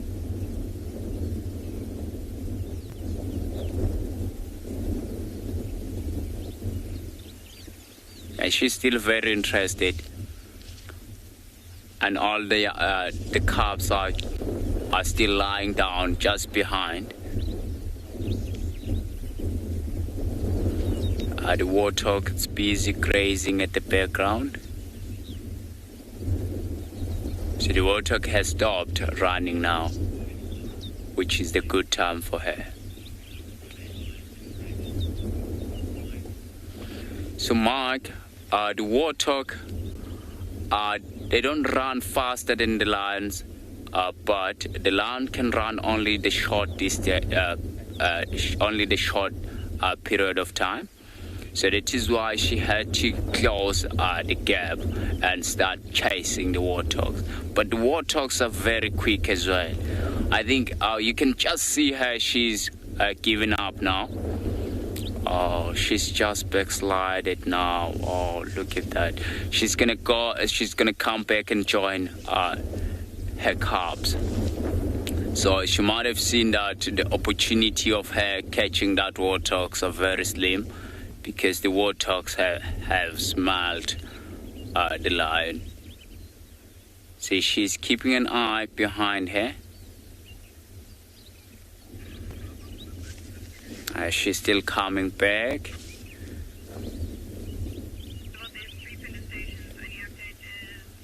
And warthogs are so quick as well. They're really quick. That is why they have to go to get a little bit closer, then they'll start chasing. You can just hear her calling her cubs. So probably she's gonna take the cubs away, a little bit away, and perhaps find a nice shady spot.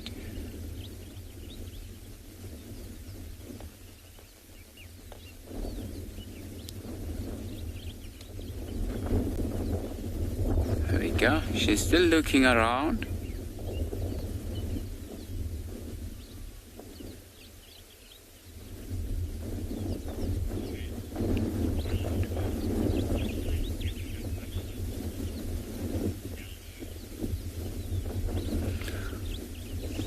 Down low.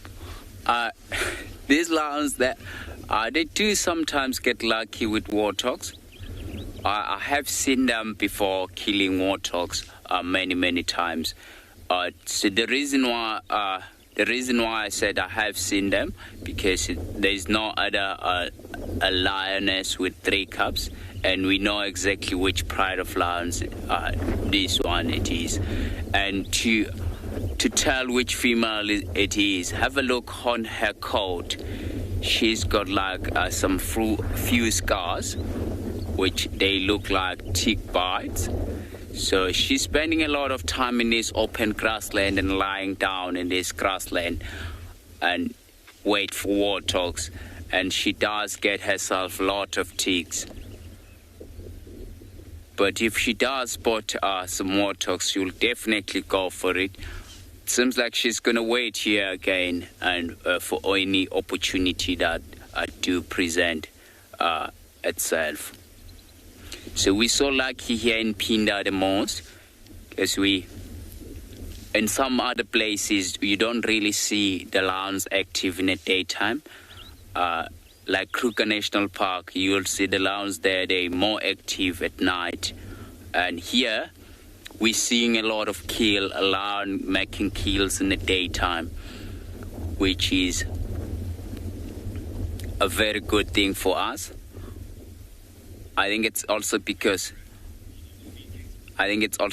there's not a lot of competition with other lions in the area, so they can do whatever they want to do.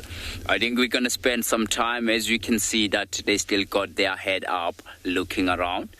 I think we're going to stick with them for now.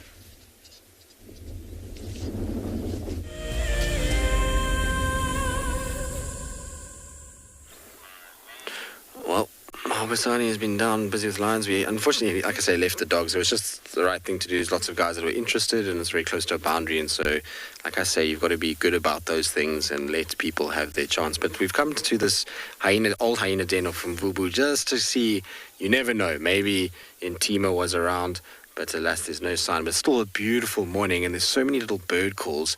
And it's such a wonderful spot just to sit and listen to the sounds of the African bush, which is, well, what we're going to do right now.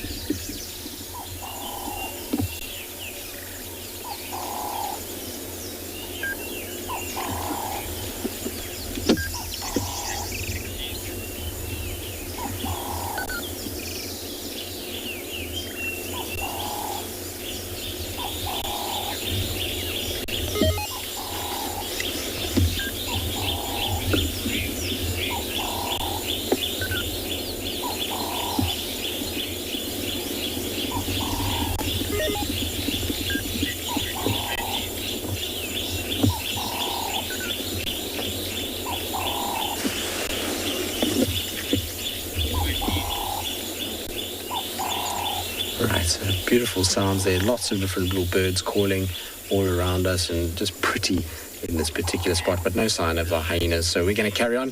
We'll try and see if we can find something else this morning.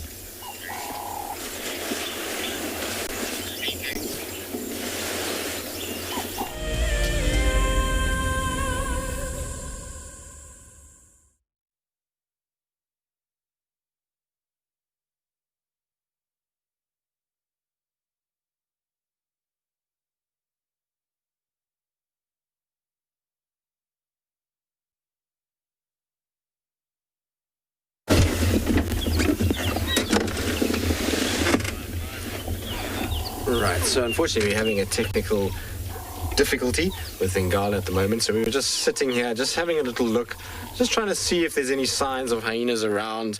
Doesn't seem like there's too many fresh tracks. There's a few older tracks that are kind of milling about in this area.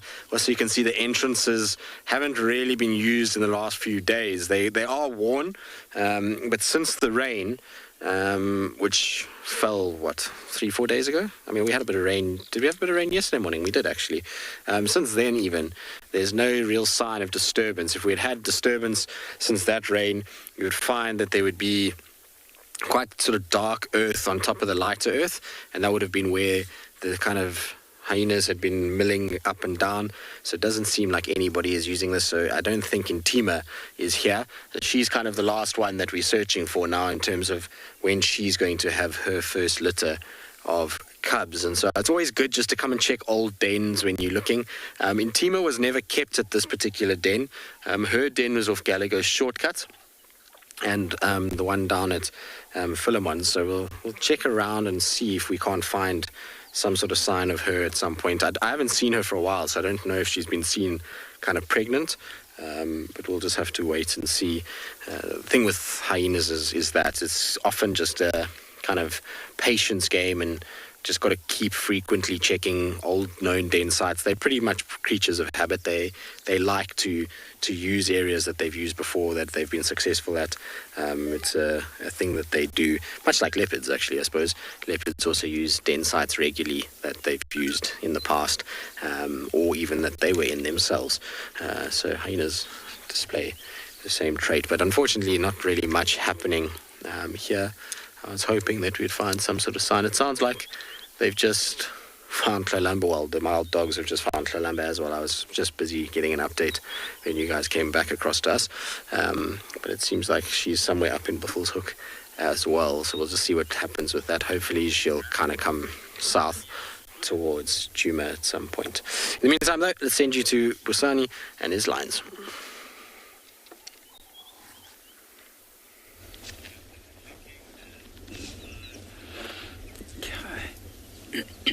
So we're still sitting. Have a look at that young male cub at the back. Just below his eyes, you see that white fur. So that white fur does help them a lot if they're hunting at night. It does let more light onto their eyes so that they can see a little bit better than the prey species that they're looking to hunt. So she came back and joined the cubs, and now she's busy sitting and scanning around exactly in the direction where we last saw that warthog running away. But we don't have any sight of the warthog now. It has gone into the tree line. I think perhaps it's because the warthogs might have smelled the scent of the lion. That is why it moved out into this area as quick as it can. But it seems like she's still looking around, and it's starting to get really hot now. You can just see her, but she's very interested in something behind us. She's still got her eyes open and looking around. I think she's really want to find something, perhaps even today or midday sometimes. And there's a tiny little water hole not too far from where she is. Maybe later on she's gonna go into that direction. It's when all the animals will be going to water hole to drink water. It's when I think her chances of catching something there will be much higher than where she is now. But because she's still awake and she's looking around, I think we're gonna spend some time with her.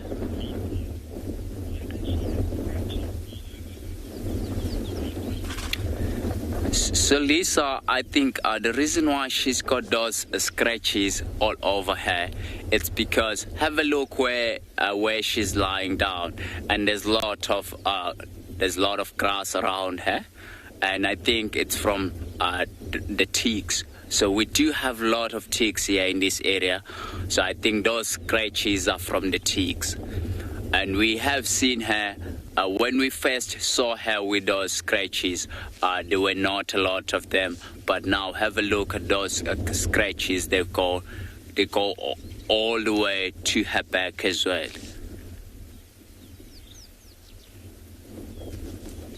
She's panting heavily. I think it's because the sun is starting to heat up a lot now. You can just see she's got plenty of scratches.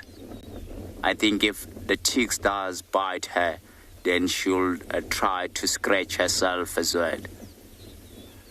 So if those scratches were only just behind her neck, then that will be from the bite marks, because if they're mating with the males, so males do bite the female at the back so that she can stand in one position, because sometimes she does like fight with the male if she's mating. But I think these male calves, you can just see they're starting to grow that mane as well, like underneath the neck.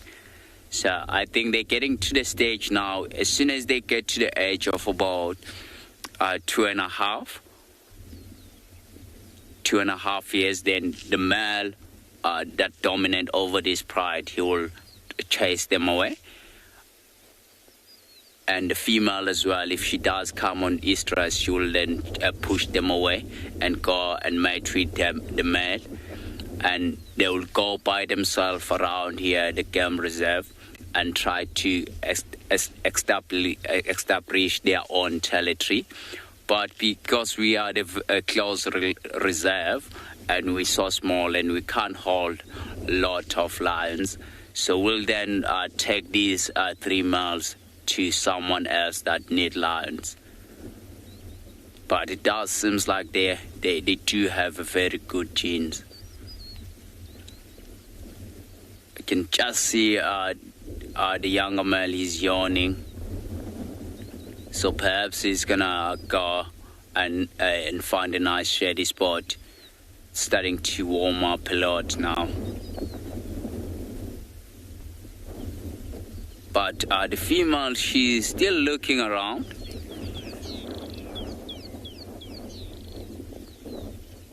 I think she's still looking around and looking for any opportunity. I think we're going to take you to Carl in Tswalu and see what he can show us there.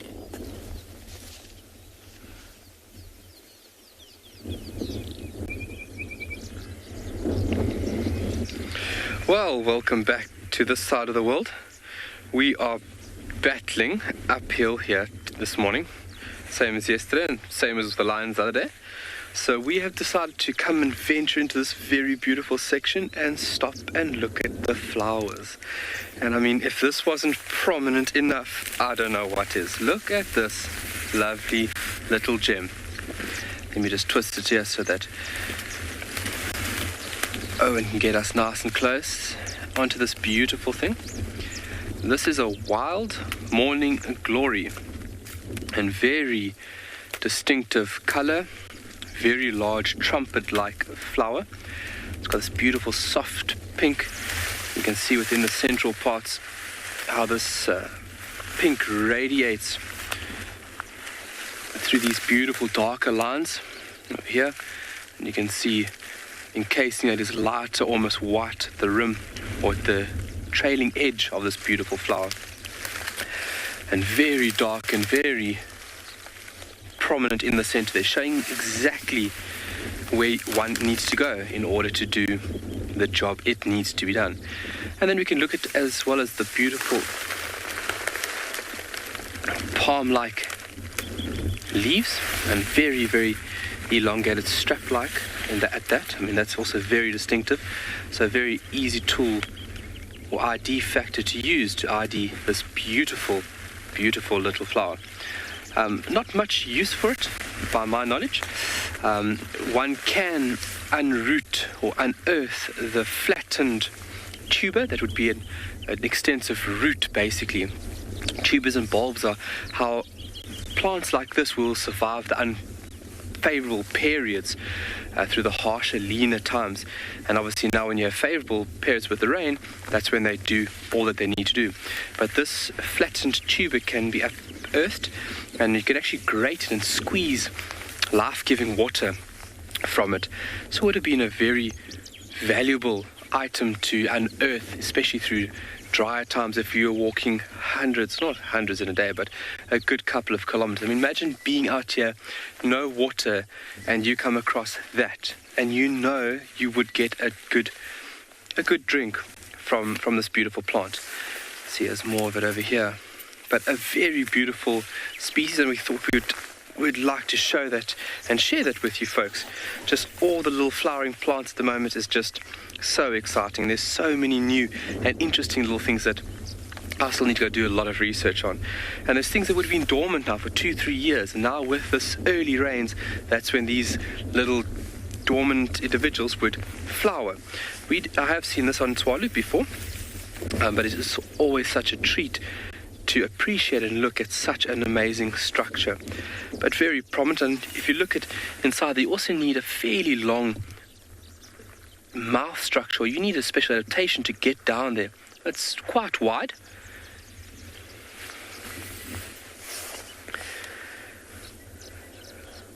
Laura Moore, good morning. They are. And through this time now, we can have carpets, uniform carpets, especially of this little yellow flower over here, the dubbelkie. We call them dubbelkies here in South Africa, or its genus will be Tribulus. We can have, hundreds of meters just totally blanketed out by this yellow carpet. And that is so pretty. And the mix of this nice red earth, or darkish reddish earth, mixed with the nice green, it is just such a beautiful contrast. And it is such a nice thing to be viewing and appreciating out here in the Southern Kalahari. So we're going to continue a little bit further on. If we do not unearth any cheetah tracks, we are definitely going to look at more flowers, but that is totally okay, because like the comment was made there from Laura, it is such a blessing. It's such a treat to be able to view and understand these beautiful ecological role players out here. And what an area to be doing it. Look at how fantastic of an area we are in currently. If I can give us a nice broad view of the landscape there. These clouds are still hanging about, and it's just creating a beautiful scene. The light basically filtrating through different parts of the clouds where there's gaps. And it's just illuminating parts of the ground and just making everything just so much more beautiful.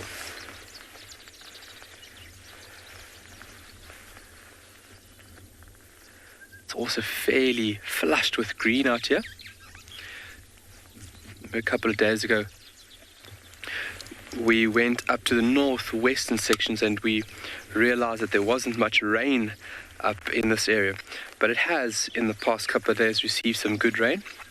You can see that grass starting to produce that beautiful green tinge. Now obviously with the rain and as well as heat, that's where plant production would be at its best, especially in this area.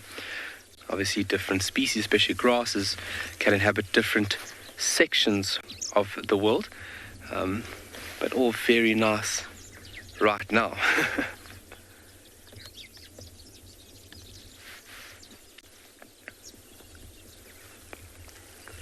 Fantastic. How creative is that?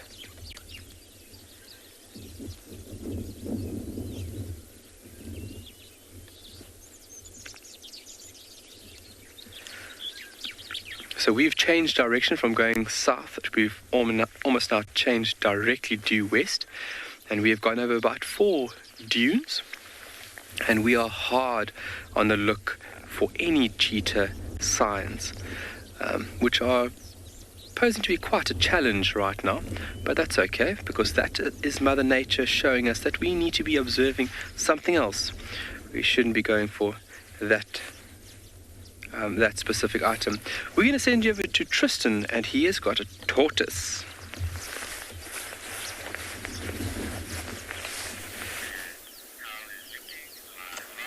Well, as you can see, we're busy watching a leopard tortoise that is slowly negotiating the thickets that is the grass that is growing on Djuma these days. It's not easy for these little guys to get through.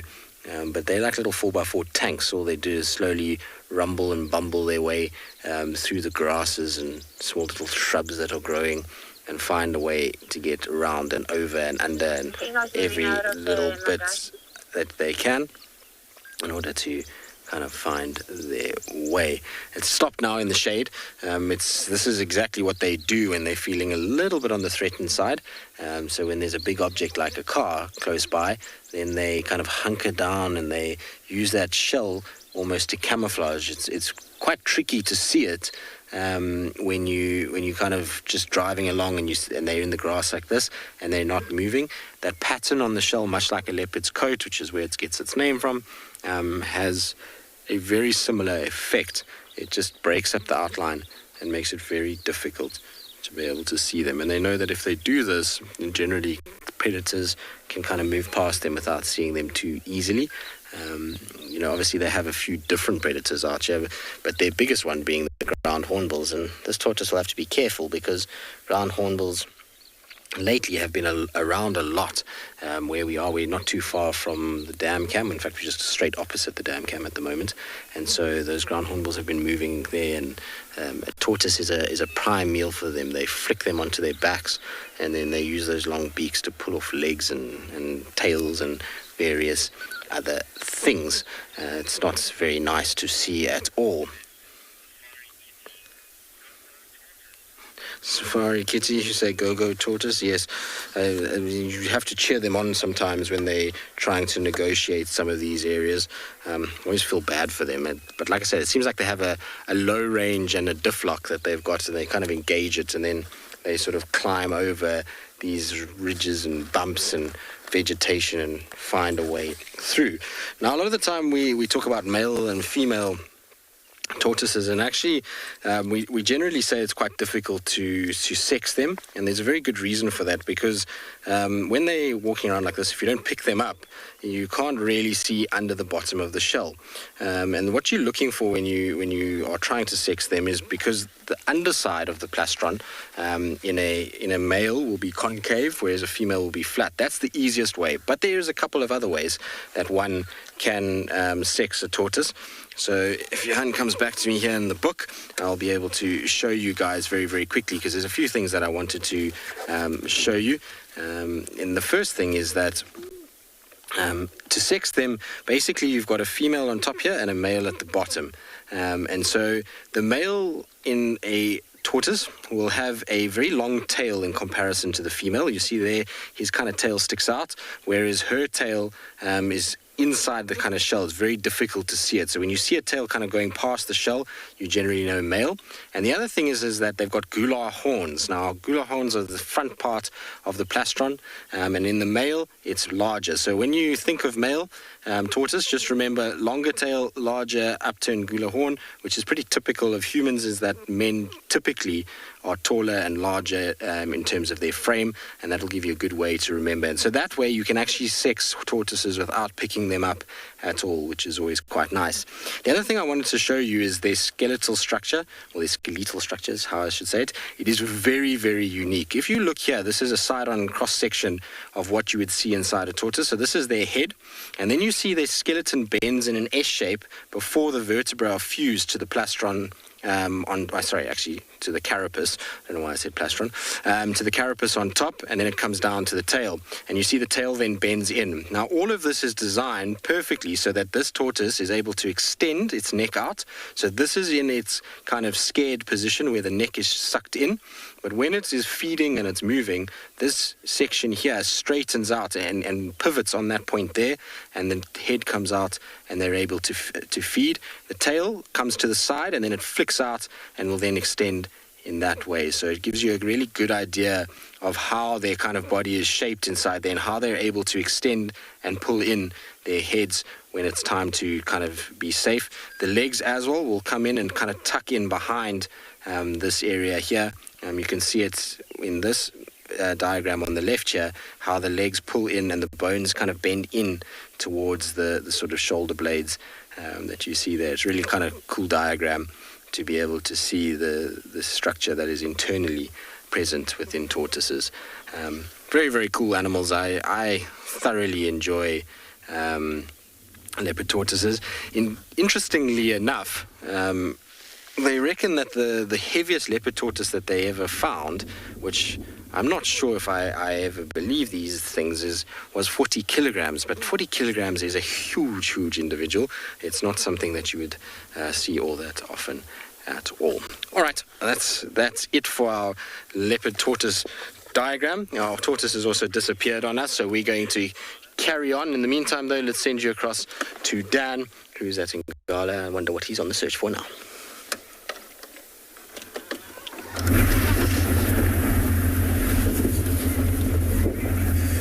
Welcome back to And Beyond Ngala, everybody.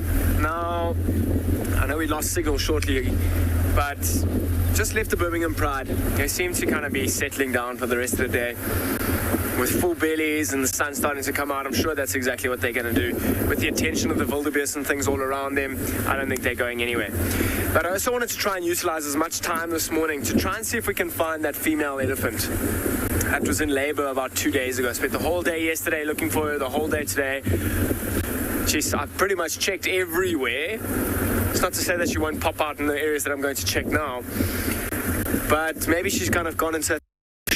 I'm sure by now she's given birth. It would be quite crazy to see if she's still in labor at this point. I feel terribly sorry for her if she is. However, I mean, it would be quite crazy if we don't find her in the next couple of days or next couple of hours with a brand new baby. I'm sure she would have found a little quiet spot, maybe even in the evening, to give birth.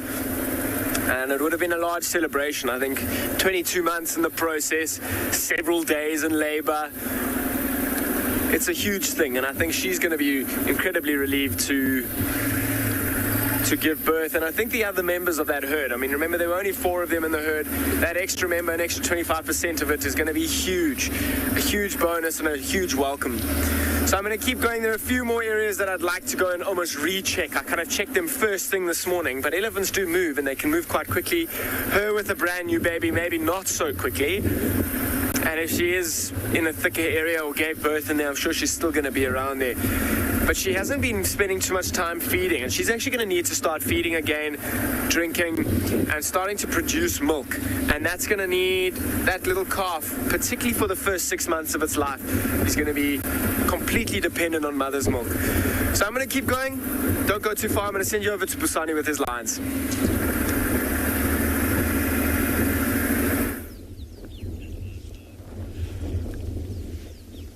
Have a look at this lioness. She's still looking down to the valley.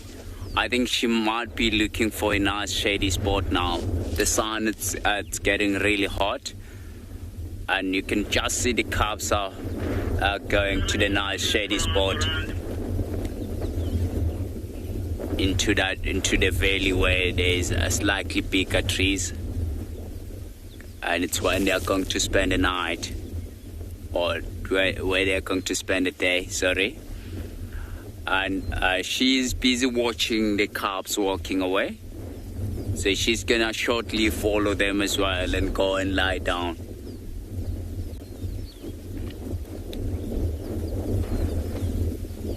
So I think we have seen them walking around. I think where they're gonna go now, it's quite dense. I can just see the cubs are going right inside the bush there. I think the only opportunity that they will have today, if there's something walk right next to where they are, then definitely they will take it. But for now, she's watching her cubs going away. They're going right inside there. Can just see one now, and I think they find a nice spot away from the sun. But we're gonna sit with her and see. It will be nice to see her again walking, following the cubs. So it's getting to the age whereby the cubs are not really that vulnerable to other animals. They're much more confident by themselves. So the only thing that will attack those cubs now, it's a new male lion. If the new male lion has to come into their territory, then definitely they're quite vulnerable. But it's they are in their father's territory, which means they are saved. So she's gonna start following soon. She's got her eyes closed, but still keeping an eye. But have a look at the size of those teeth. the teeth that she's got. They're very enormous.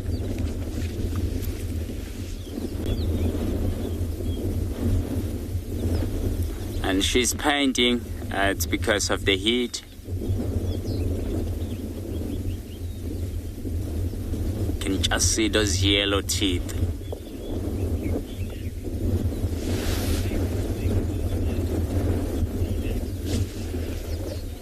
I feel like my favorite thing about the lions, it's when the lions, if they're hunting as the pride, it's quite amazing to watch how they help one another, and the way they socialize.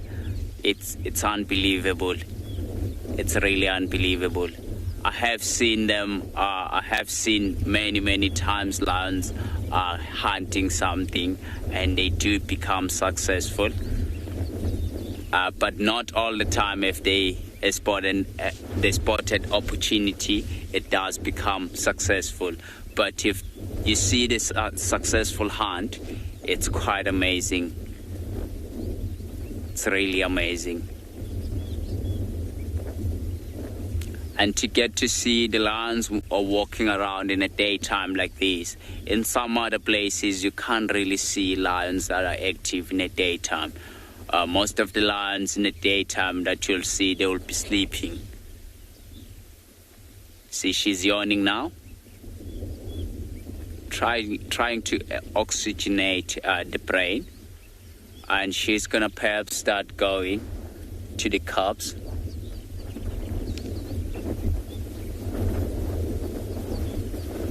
And it is quite windy. Another yawning. There we go, she's up. Have a look how skinny she is. She's definitely need something to eat.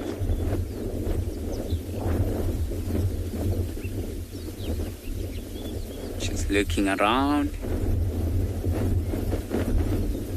Wow, she's so pretty. Have a look how she's posing. Sitting up.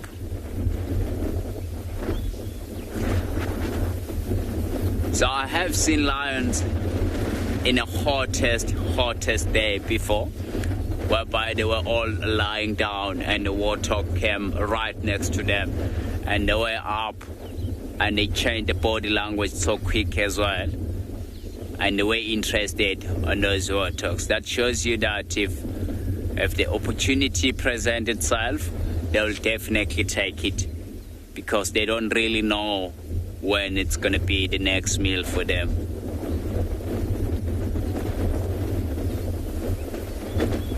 So before...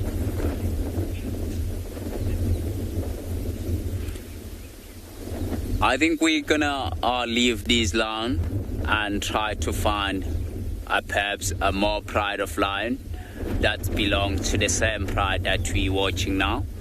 I think we're gonna take you over to Christine. He's got a leopard.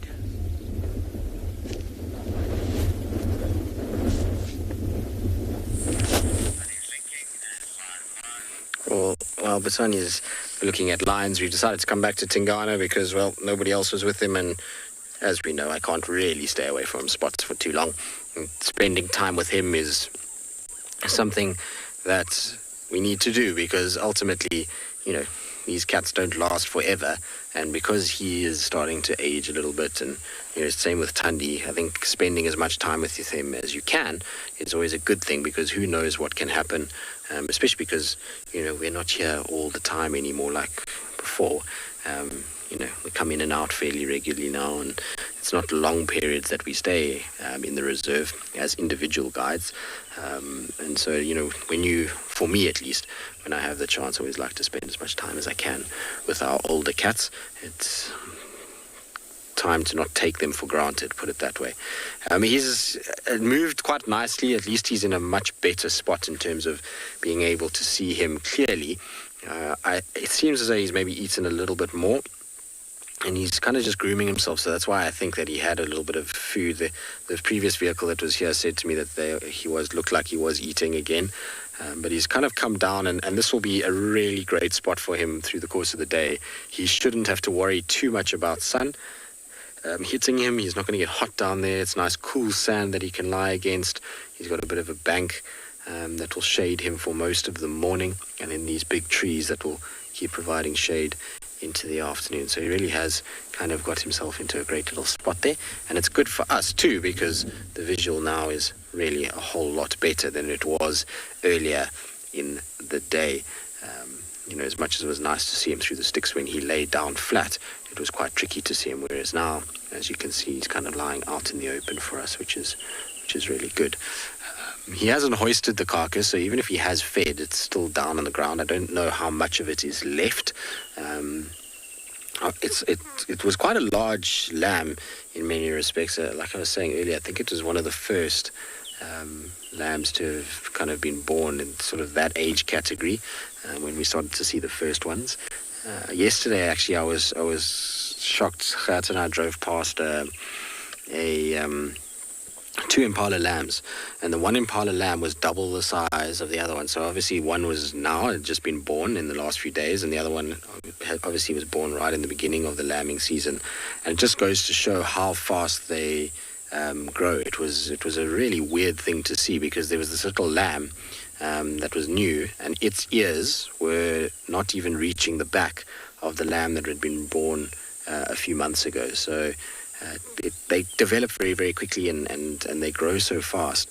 It's fascinating to watch how quick that development has to be in order to avoid being preyed upon by the likes of leopards like this. And as much as it's great that Tingana's got a kill, part of me feels sad about it, because when I left him just now to go find the dogs, their mother was on top of the clearing on quarantine, running up and down, shouting, alarm calling, trying to obviously find the little one, which is always a devastating thing to witness when you see that. You always got to appreciate the fact that as much as the leopards have to eat, there's also a loss of life that's taken place.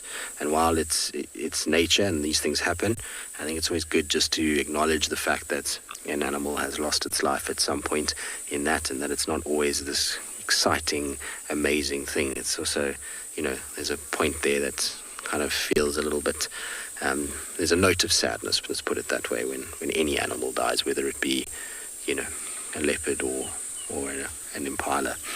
Always got to keep that into perspective. As much as we glorify certain animals out here, human nature is to make certain animals feel that much more important. Everything out here is important, and Peter, yeah, it has. I personally have never seen a leopard kill a lion cub. I have seen footage of it, and I have heard lots of, well, not lots, but I have heard of sightings and seen photographs, so it does happen. There was a leopard in the south of the Sabi Sands that killed, in total, was, I think, 5. I might be wrong, might be 3 or 5. I can't remember. It was an odd number, though. 3 or 5 lion cubs out of a pride. And then he tried to go for another one, and the lions actually got him and killed him. I can't remember his name now. No, I can't remember. It's something like that. It will come to me just now. In terms of cheetah, it's quite a regular occurrence. Leopards are heavy going on cheetahs, same as hyenas and lions. So in this particular area, we don't see a lot of cheetah, but if there were a lot of cheetah, these leopards would absolutely hammer their cubs. So that's why we don't see a lot. Whenever you have a high population of leopard and hyenas, typically cheetah numbers are very low.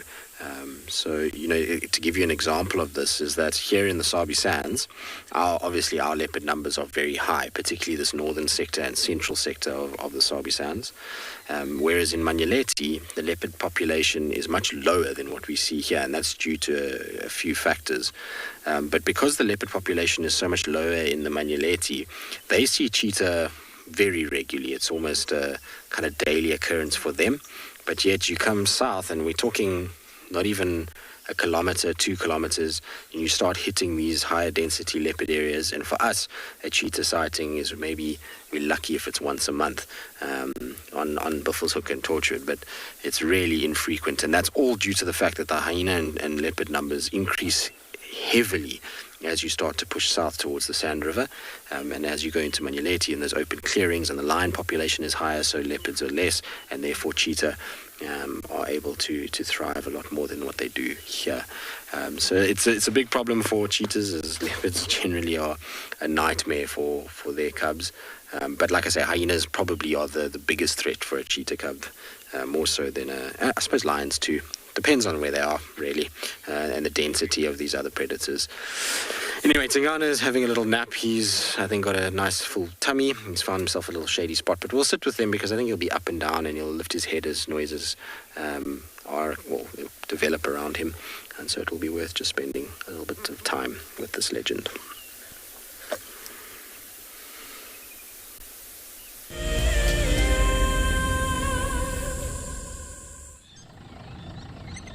My favorite animal is a leopard, purely because I just think they are just the epitome of feline grace and power, and the way they can move about in any environment and remain hidden until they want to be seen, I just find incredibly intoxicating, and they're amazingly beautiful.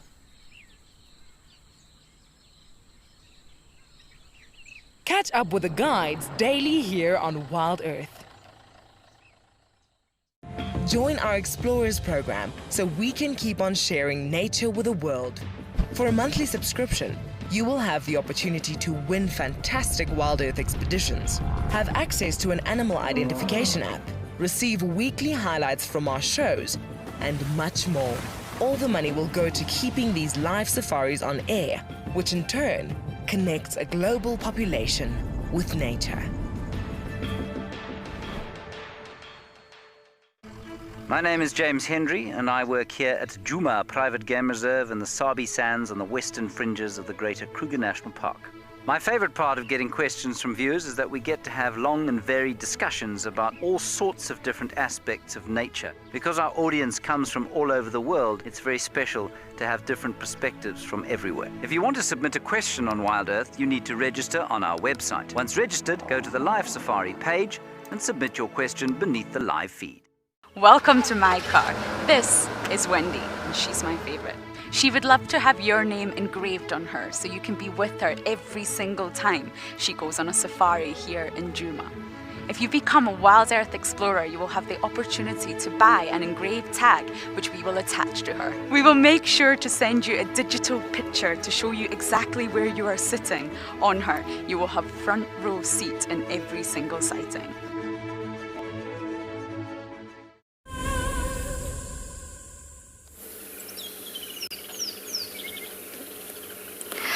We have a little mongoose. It's just behind there in that grass. It was standing on its back legs like a meerkat. It was very, very cute.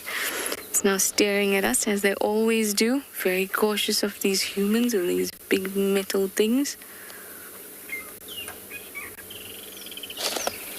You can hear the woodland kingfisher in the back, and there's a drongo that was rather curious about us. In a tree nearby. If it comes close again, we'll try and get a look. Good morning, thank you.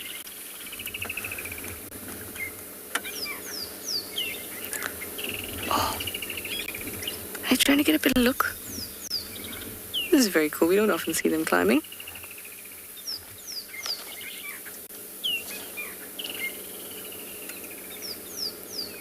Down again. Gotta get a better view. Such curious creatures.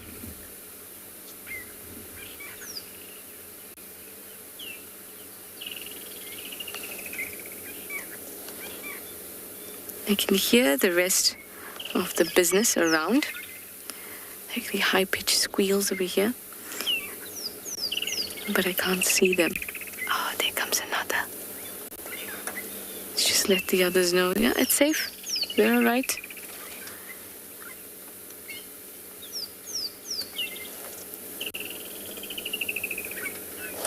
And hidden again.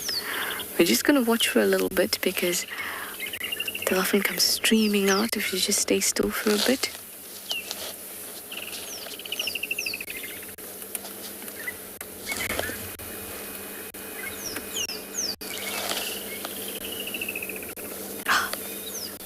One's just walked again.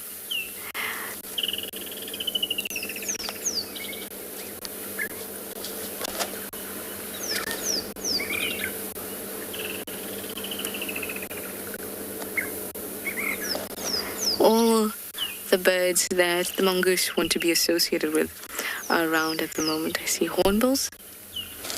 I can hear the drongo and see the drongo. Both are birds that hang around with the mongoose as they go around foraging.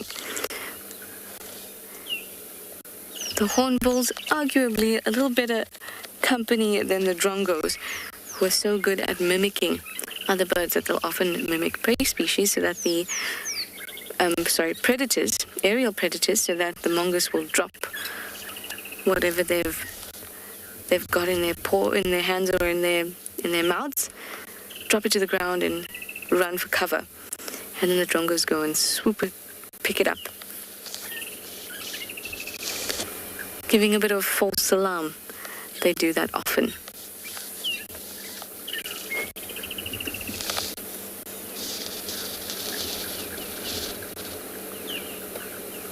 Oh, I can even hear a foam nest frog in the background.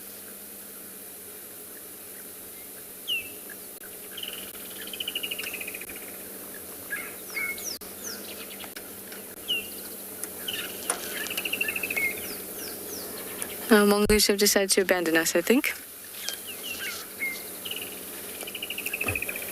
Maybe they didn't think we were as nice as I did.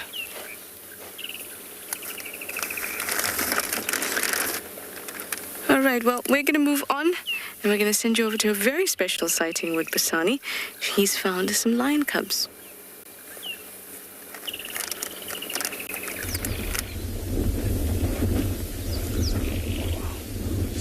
We have found a mother lioness with 2 calves. So have a look at this calf close to us.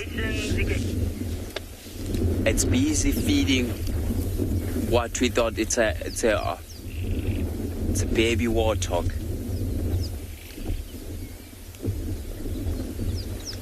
So we found their tracks on a road at the back.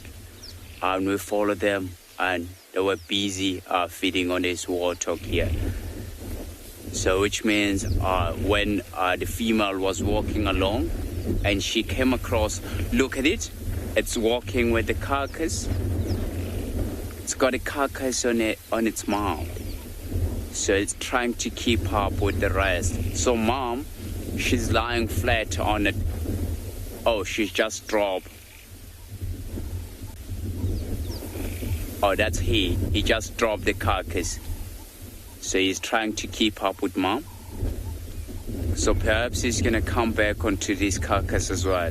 If he doesn't come back, I will then go a little bit forward so that we can see the mom and another calf as well. So on the way there, I'm going to show you the carcass or the piglet that mom caught. It seems like one of the calf, she's coming back. It's one of the younger calf. I think that's a female calf that's coming back now. So earlier on, the male calf was feeding on this carcass, and because the female calf walked away, and he was a little bit scared to be around the carcass by himself. But he did think about taking the carcass with him.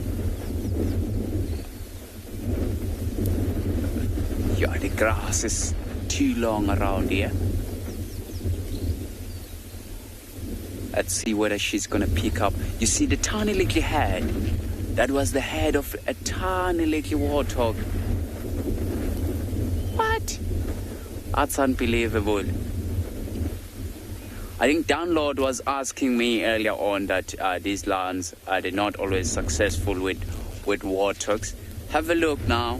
They just got the warthogs. If Download is still looking, is still watching us, they've got a warthog.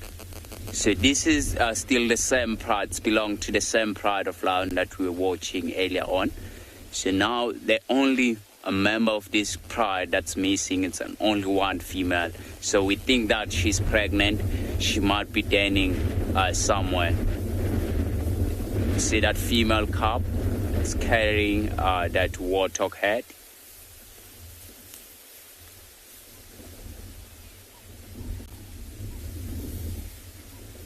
So the male calf is gonna follow them shortly as well and go next to mom with the rest of the carcass. Look at it, walking away. Wow, I'm so happy we did get to see the lion feeding on the warthogs finally. Because of the long grass here, it's much easier for them to catch the warthog than catching the bigger prey species, mostly in the daytime. So the bigger prey species, they will be focusing more onto them at night time. So now, because it's a nice and cool day, and that is why we did get to see them moving around and quite active. I think we're going to go a little bit forward and try to see what are they doing there on a nice shady spot. It does look like around where they are, the grass is a little bit shorter. And let's do that so long.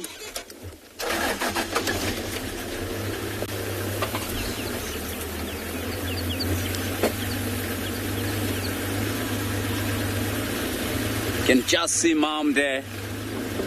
She's lying down and facing away.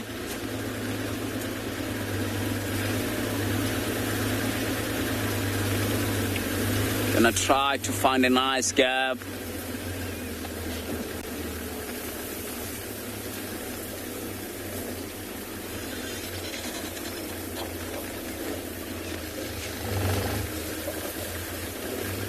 Just be with us. Yo, she's watching us as we drive along. So I think what I'm going to do, I'm going to take us right around so that we can see their faces.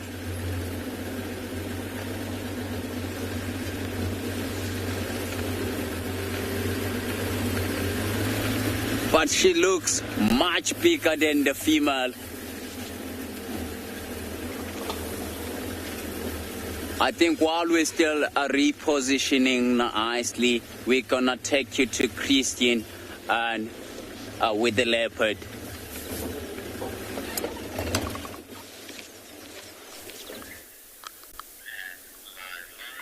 Well, Busani gets a better position for the lions.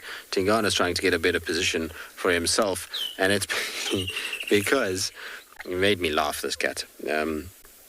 There was a fork-tailed drongo in Franklin that went towards his kill, and he got very upset about this. He was not a happy chap at all, and he ended up chasing them away and growling at them. Of course, the birds just flew away, and he got no price on them whatsoever in terms of actually getting near them.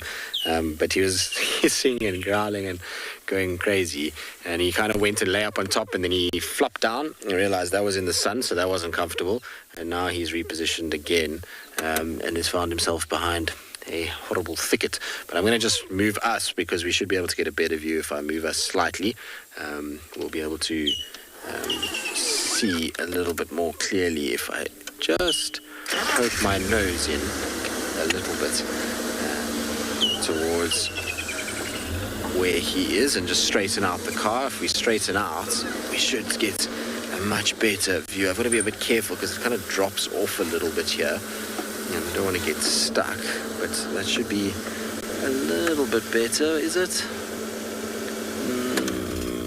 Not sure. I mean, for me, it's a little bit better. I can see him. There he is to the right. So that's him there. I just have to use our hand. He's kind of in between the Tambuetis, which is a nice place for a leopard to lie, but there's still quite a bit of sun on his paws and towards his face, and which might irritate him a little bit, and he might lie somewhere else. I think what happened was because he was lying down below, he couldn't see what was happening on top, and that's why he was not happy about lying down there. At least where he is now, he's able to look out over his kill, make sure that he doesn't lose it to anybody, whether it be birds or hyenas or anything else, really. He's got a much better field of view from where he's sitting right now. Unfortunately, though, it's just not as nice in terms of shade and comfort. What he should do is just put his tree in a kill. I mean, his tree in a kill? No, you can't put a tree in a kill. Put his kill in a tree. There we go. If he does that, then he can rest a lot easier. He really don't have to worry nearly as much. And there's a beautiful big jackalberry that would be perfect for it and would be a lot more comfortable for him to feed on. But he, for some reason, just doesn't feel like it right now. And I suppose given that he's exerted himself already this morning and made a kill and gone up a tree and come down a tree and eaten. Maybe he just doesn't feel like it right now. And he knows that at this time of the day, though, things should be a lot better in terms of keeping his food. He shouldn't have to worry too much about hyenas at this point of the morning.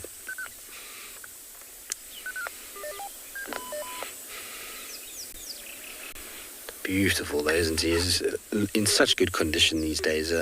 It's so weird to see him kind of like this after and think that of where he came from at one point. You know, it's when we saw him at that time when he was ill, it really was as though he was on his last legs. And to see that recovery since then, and he's just going from strength to strength. Every time I see him, he's just looking better and better. It's like he's kind of refound himself in many respects. He's scent marking, he's moving, he's got a big full tummy most times we see him. And he just looks solid again. He looks like his muscles have really kind of come back, particularly in his shoulder areas. He's developed a lot more bulk there again in the last year or so. And he's looking as good as he ever has. I mean, obviously his face has aged a little bit and there's a few new scars and the ears are a little bit more tatty. But other than that, he really is in really good condition. His teeth are healthy. So I expect Tingana to go for a while longer, all things, if all things go in his way. Obviously, you never know what can happen, and random things at random times can happen. If you look at Soleil and Karula and Shadow, all these leopards that disappeared before their time was up, or, you know, should have lasted a little bit longer. You never know with him, but by all accounts right now, he's looking as healthy as he ever has. Anyway, we'll sit with him. Let's see, maybe he'll get irritated with birds again and move. In the meantime, let's send you across to Kyle.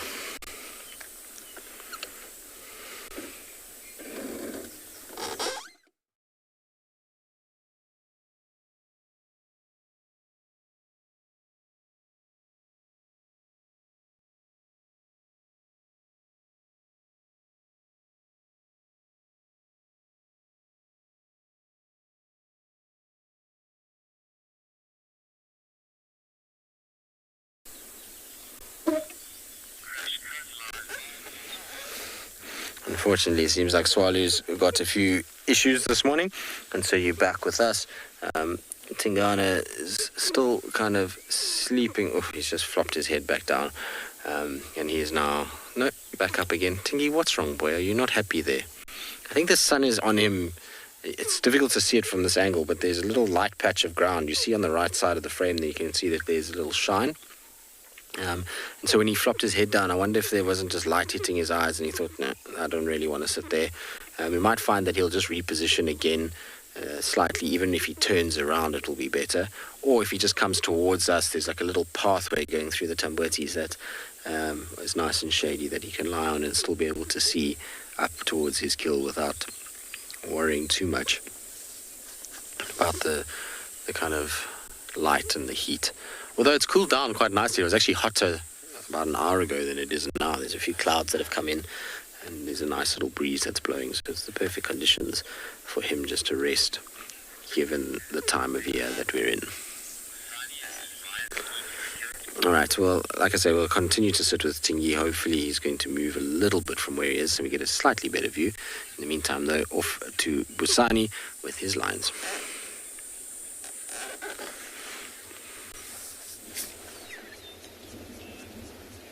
So we have managed to find a little bit of a better view of these calves. You can see both of the calves, they've got some pieces that they're busy feeding on.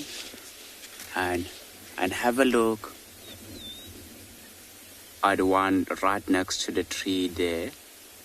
I think that's a he because of the size of him.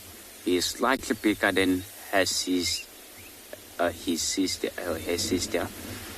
and look at how he's using the side of the mouth to chew on those bones, because there are not a lot of strong bones, and these little piglets were born not too long ago, and some of them we started to see them around the end of November. which means some of them are 2 weeks old and some of them are 3 weeks old. And they've got very soft bones. I think they are going to crush everything up, and I think they're not going to leave any bones because the bones are still very soft as well. So these are a lioness with 2 cubs. She's not very far away from the pride of lion that we were sitting with, the mother and 3 males. So I think the reason why the rest of the pride didn't hear her while she was busy killing this warthog, it's because it's a very small warthog, so it didn't make a lot of noise. And if she did caught a fully grown warthog, it was going to make a lot of noise, and perhaps it will attract the other lions that we saw, and they were going to fight a little bit because she's not going to allow those habitat male to feed. She wants to feed her cubs first, so that she knows that the more she feeding her babies, it's when they are going to grow much quicker as well. But she's quite happy. Can just see she's got her eyes closed. Was just saying earlier on, you remember seeing the other lioness, and with this one, I think this one, she's much bigger than the one we saw, and they are sisters.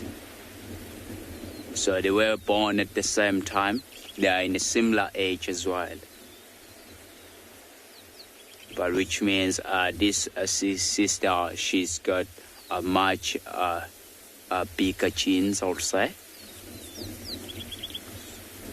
And seems like she's quite happy here. It's in a nice shady spot. And the cubs are still feeding, enjoying that meal. I think the reason why they're not together with the other ones, it's because these cubs are still very young. I think she want to feed these cubs because sometimes the older habitat, they don't know how to play nicely with the younger cubs, so they'll end up playing very rough, and that will sometimes the smaller cubs will get injured or get wounded, and then they'll end up dying. Have a look at the cub next to mom. She's busy licking the head. She's got a tiny little warthog head there. Wow. That's really yummy. Look at those tiny little teeth that she's got.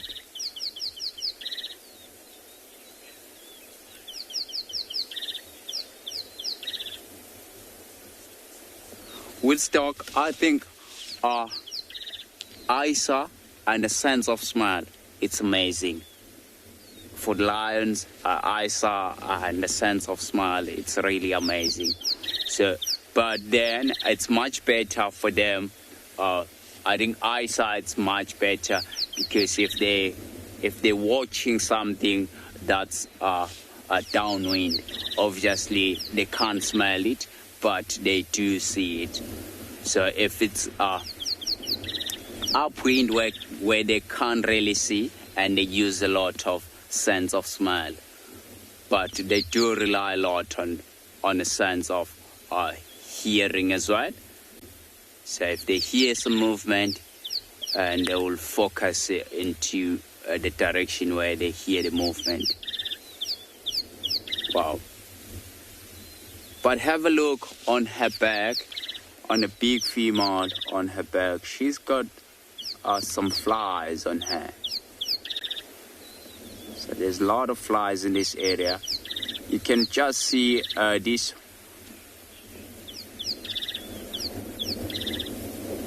You can just see this one as well. She's got like a few scars or cuts from those cheeks as well. But she's much better. She's in a very good condition. I think we're going to take you across to Carl in Tswalu. We are going to sit with these lions and see what they do. You sounds like a fairly savage scene. Welcome to the very beautiful and diverse Tswalu Kalahari. So we are battling to find little cheetah tracks here and there, and we have decided as a guide you would utilize whatever is available at that given period of time. And so myself and Owen had a quick discussion, and we thought, no, let's divert and let's focus on the pretty things. We found one pretty thing, which was at Morning Glory, at Wild Morning Glory, and we were closing the block, and we came around the corner and we spotted this beautiful little plant. Look how amazing that is. This is a species of plant called Devil's Claw.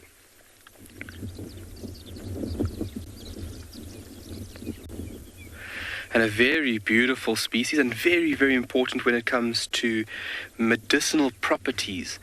And as well as commercial, it's commercially used to make various medicines.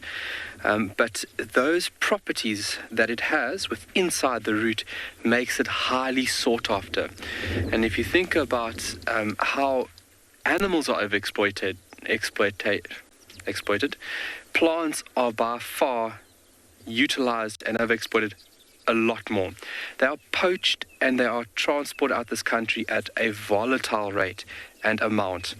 And especially this one, because if you look at this plant, it has so many medical properties, from treating intestinal disorders to gout, gallbladder, kidneys, diabetes, what else would it be? Liver ulcers. It would be help you for fevers, blood pressure, gallstones. It just has so many good attributes to it that it is highly sought after.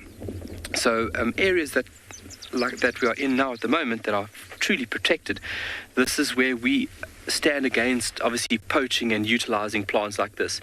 So it is used commercially, and obviously in a commercial sense it would be used in a sustainable manner. They would grow obviously it in a sustainable way to produce medicines, but traditionally, it should still be used. You have the right, being in South Africa, to use a plant such as this, but poaching, it is poached at a volatile rate. And it's because of all those ailments that it can solve or help you out with. But very, very beautiful. I mean, look at that amazing flower right there. A lot of ants would be doing the job here of pollinating, and hence the name Devil's Claw. So now that we've seen this beautiful flower, in the next couple of weeks we're going to take a look when it seeds. And if you think about seed dispersal is a very important process which needs to happen, and plants have come up with very ingenious ways of dispersing one's seeds. It might be via sticky substances that adhere to animals. It might be hooks, it might be wings that utilize wind. But this beautiful plant, hence the name Devil's Claw, when the seed is ready, it'll have a seed pod that is this shape of somewhat like I'm showing you right over here. And that shape has got tiny little hooks on these finger-like appendages that literally looks like a devil's claw. And that is enabling the seed to sit on the ground, and when an animal walks, the animal will walk, especially a hooved ungulate, would walk, and those claws would basically cling onto that hoof, and from there seed dispersal will happen. But then also, if you think about the weight of the animal will eventually start breaking down that seed pod, which will be pretty hardy to withstand a lot of wear and tear. And from that, seed dispersal will happen. But really, really ingenious way of ensuring that you go from here and you send your seeds somewhere else. Really beautiful, beautiful plant. And they are in full bloom at the moment. I think Owen did focus on one a bit further behind us over here. Also very beautiful. I mean, look at that color, how rich. It's almost like a dark pink. And they are everywhere at the moment. And something that has a very high valued status across the board. I'm sure that my colleagues across the other side of the country would have shown you an impala lily, also something that's heavily poached and highly sought after. But we're going to continue looking for some more beautiful little plants, but we're going to send you over to Tswalu, where she's at a watering hole.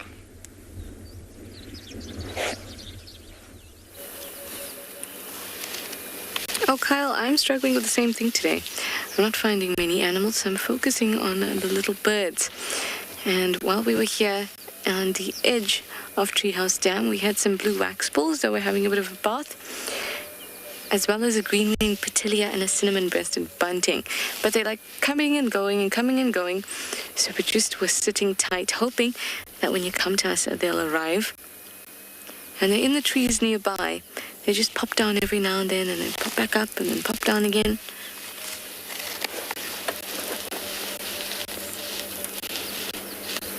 They're not here at the moment, but we do have the usual suspects. Egyptian geese and a blacksmith lapwings.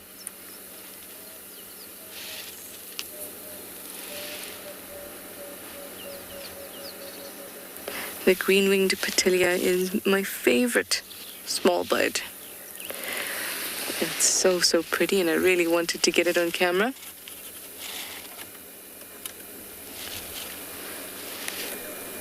And they're so quick that before you know it, they're gone. So that's why you just got to stake out the shallow or shallowest part of the dam. Just sit there for a little bit, especially in this hot sun. It's really hot now. And that's when birds will come and have a drink and bathe.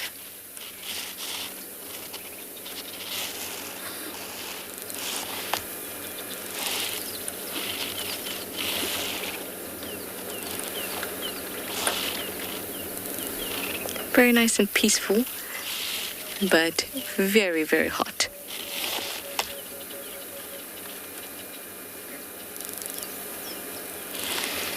My birds are being unreliable.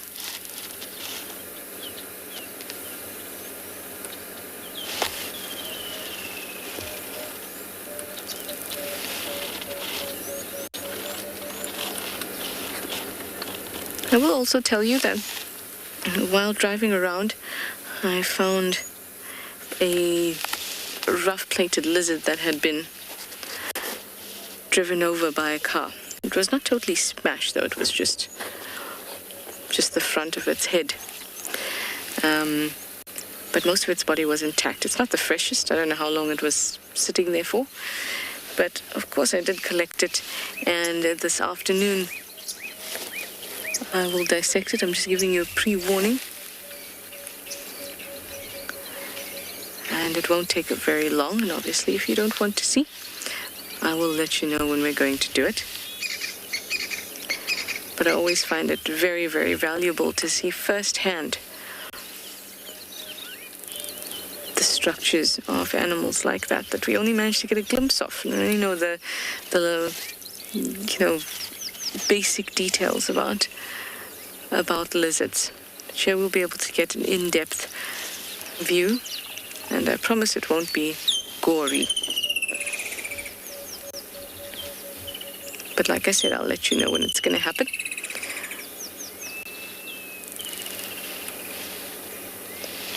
But I will have to do it this afternoon because otherwise it's not going to be very pleasant.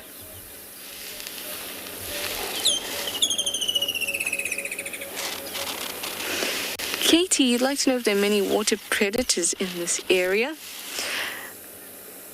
Not really. So at this dam, there's only a big hippo in there, and he's not a predator, and is not in here today. But there's a water monitor at this dam, and he's a predator. Occasionally, you might find a fish eagle hanging around, also a predator, but no crocs in this dam. But in this area, yes, we do get crocodiles. Crocodiles, water monitors,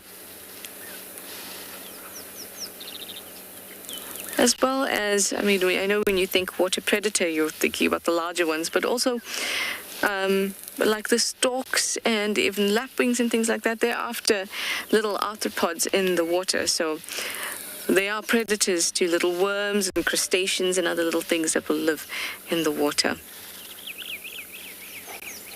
But the main ones, like water monitors and crocodiles, we do get them, but at this particular dam, just a water monitor.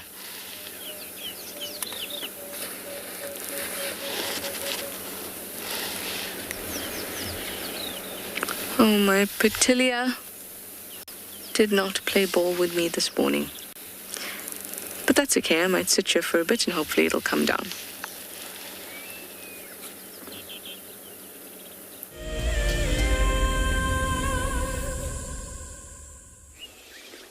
We are still sitting with these mother and 2 cubs, and have a look at the size of her paws.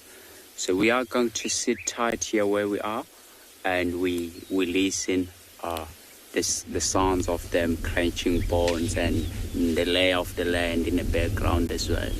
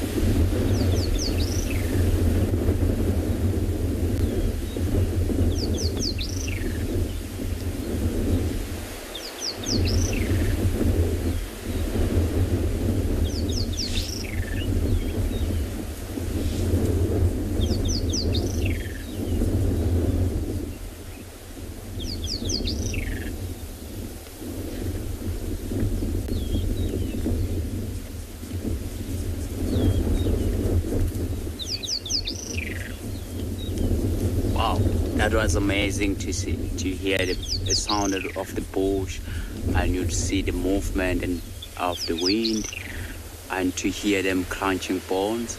And there was a wrecking sister calling here just above these lawns. It's busy shouting at the lawns, and it was really nice to see.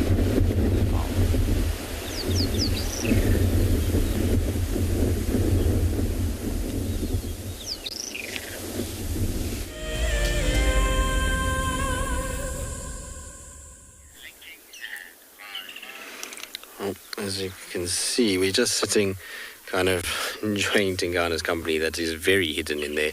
Not easy to see him when it's kind of further away. They really do blend in quite well. And while we've been sitting here, it's just been so pleasant just to sit quietly and listen to the sounds of the woodland kingfishers that are going crazy. There's the odd dove that's been calling. We've had a few francolins come by.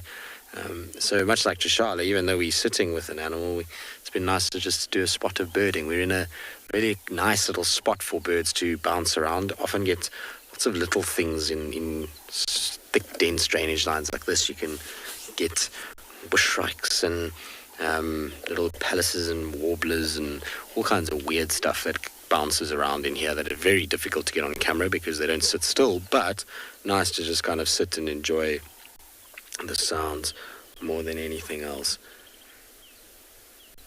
The woodland kingfishers particularly are very, very cool to sit and listen to, although they just don't shut up, and I often wonder how they do it without getting a sore syrinx when they are calling, just because of how much they make a noise, which I'll get into just now. But Neville, you're asking how do you differentiate between a male and a female leopard? Well, it's pretty simple. When they're old, when they're still young and little cubs, and then it becomes a lot harder. So essentially, if we're talking about adult leopards, what you're looking for in a male is size and his shape of particularly his neck, as well as the 2 golden testicles that sit underneath his tail. But essentially a male is much larger. He's almost double the size of a female. It's something that a lot of people don't notice until they've seen a male and female together. Then they realize just how much bigger the boys are.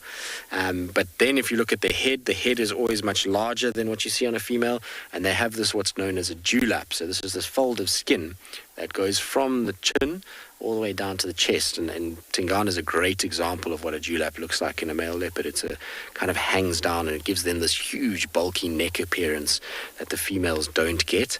And then obviously, like I say, the testes are pretty obvious on a leopard when he's an adult. As cubs though, what I always generally look for is that you can see, for some reason, male cubs to me always have a much larger head in relation to their body than what females do. Females tend to look far more in proportion from when they're born all the way through, whereas males, particularly when they get to that sort of 2-3 month mark, their head seems to grow faster than their body does, and they almost look like they have a massive face compared to the rest of them.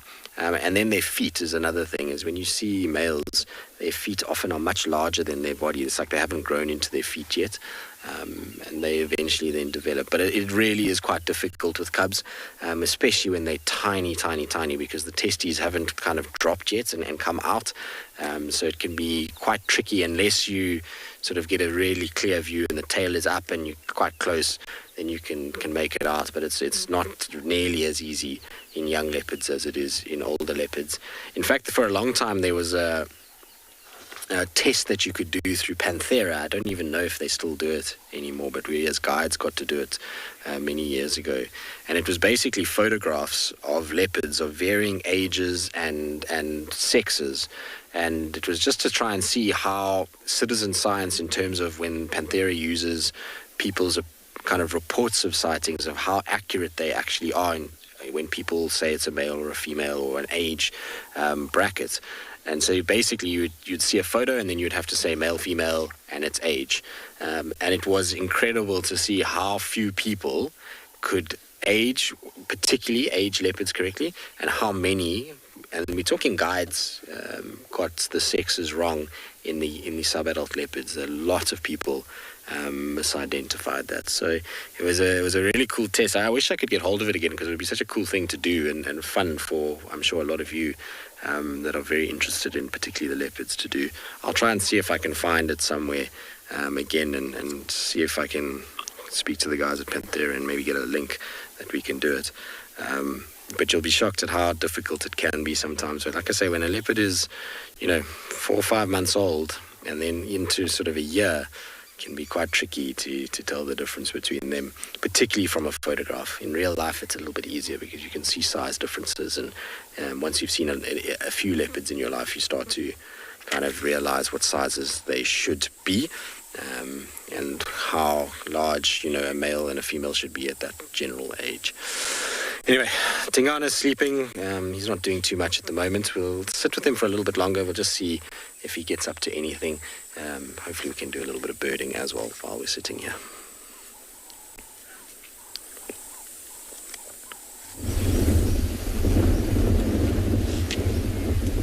Wow.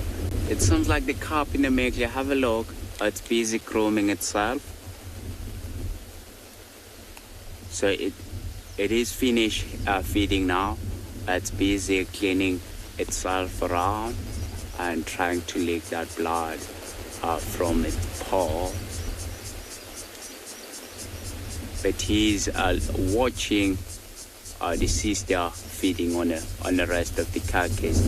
I think whatever he was feeding on, he has finished the whole thing now. So he's thinking about going to a fight with the sister there to try to steal the rest of what she's got. As I said earlier on, that they're not gonna leave anything. They're gonna finish everything, because that warthog that they caught, it was still a baby one. It was one of the piglets. Look at it.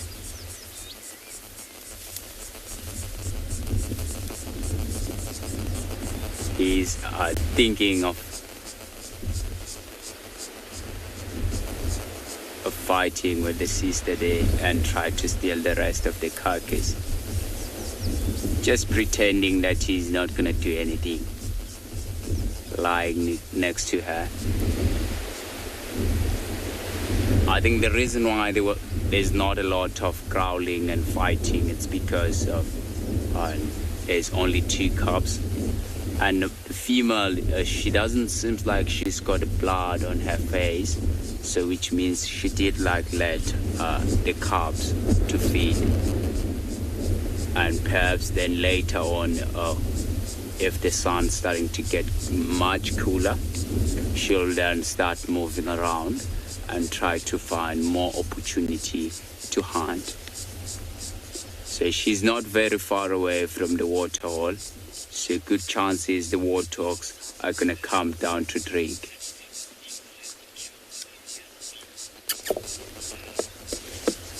Right, I have seen lions killing the other cat species. I've watched. It was a pride of 10 lions. I was following the cheetah and 4 cubs behind, and she walked straight where they left the lions, and the lions did. They went for the cheetah cubs, and they caught 3 cheetah cubs, and they brought them right next to the car. It was really painful to see. It was horrible. And I have watched a lion before trying to kill a leopard, it was horrible, because here in Pinda as well, we don't want to lose leopard. We also don't want to lose cheetah, because the cheetah viewing number went straight down. So we do want to protect our cheetah. And leopard viewing as well, it's not as good like Kruger National Park. So we don't want to lose our relaxed leopard against lions. But sometimes we do let the nature take its course. But it's really nice to see them. It seems like the male cub, yes, are finished feeding. Look at him, busy cleaning his face. Wow. And it seems like the female on the other side, she's busy still feeding on the carcass. She might have left with only the head. Have a look how spotted he is. He's got a lot of spot patterns. And those spot patterns, they do look quite similar with the leopard. Wow. I think he's got now a nice bigger belly after that warthog piglet, and he's got some blood on his stomach as well. I think perhaps from holding that carcass. Sure, maybe there was a lot of fighting earlier on between the 2 cubs. That is why he's got blood on his stomach.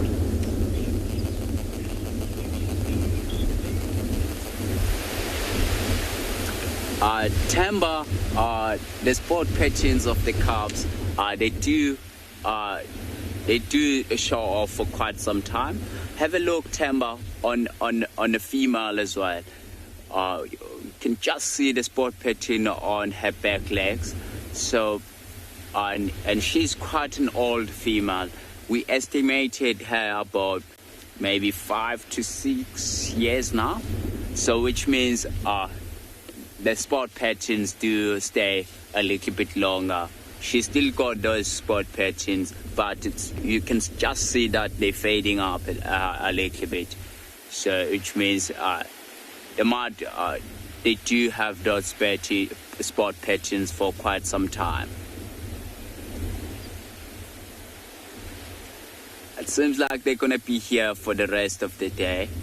And doesn't seem like they're gonna move anywhere else, and they're enjoying this nice shady spot. Oh, you can just see she's left with just a tiny little head there. Wow, that's amazing. She's scratching the skull of the warthog. Wow.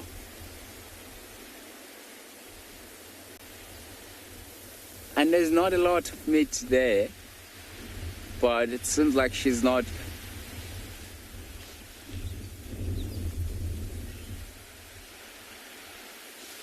Tabiso, so the reason why the lion cubs have spot patterns if they're young is to help them around the den site. If the mom she's left them in a den site and she went hunting, and it's helped them to camouflage with the color of the grass and the color of the fallen leaves in the area where they are, because they're quite vulnerable if they're still very young. They're vulnerable to other lions, leopard, hyenas, and even rock pythons if they do come across with the lion cubs on their own, because they're born blind and they can't really run away from anything, and the only thing that they have is to camouflage. I think the reason why they have those spot patterns it's to camouflage around the den site. But these cubs, I think they're between 7 and 8 months now, so they're starting to get really big now. So I'm hoping that perhaps maybe next year and the whole pride will come back together. Lunda, these lions, they're from, if you were watching us earlier on, we were sitting with the female with 3 subadult male cubs. So they belong to the same pride. We call them Bayala pride. So if they're all in together, there will be this female and these 2 cubs, and another female with 3 cubs, and there's one more female that she's standing at the moment. So we call them Bayala pride because where they spend a lot of time in the area, we call that area Bayala. It's known as Bayala. It is why we named them after Bayala pride, or after Bayala area. And now they're just outside from their territory, but they're quite happy here around because there's no other pride of lions that do bother with them so close by. And there's another pride of lions that spend a lot of time up in the mountains, which is going to be behind us. There's a big mountain range behind us. So normally they're hanging up on the mountains. Oh, look at that. Look at the size of his paws. Wow, that's amazing. He's going away from the rest. I'm sure maybe you want to go to the bathroom, and he's gonna come back shortly as well. So if the female do see that the male cub is going away, she's gonna start calling him back. Even she will sometimes try to follow him. Just lost him. He's gone to the longer grass. See, the leaky sister. She's also following.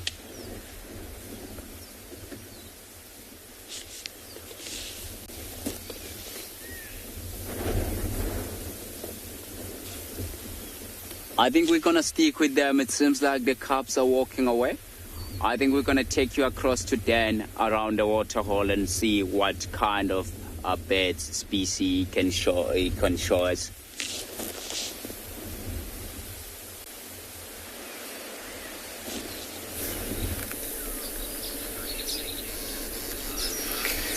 Welcome back to And Beyond Ngala, everybody. Now, I've spent the entire morning pretty much looking for this elephant cow that was in labor a few days ago, and we haven't come right yet this morning, so I've just come to a watering hole, decided to do a bit of birding.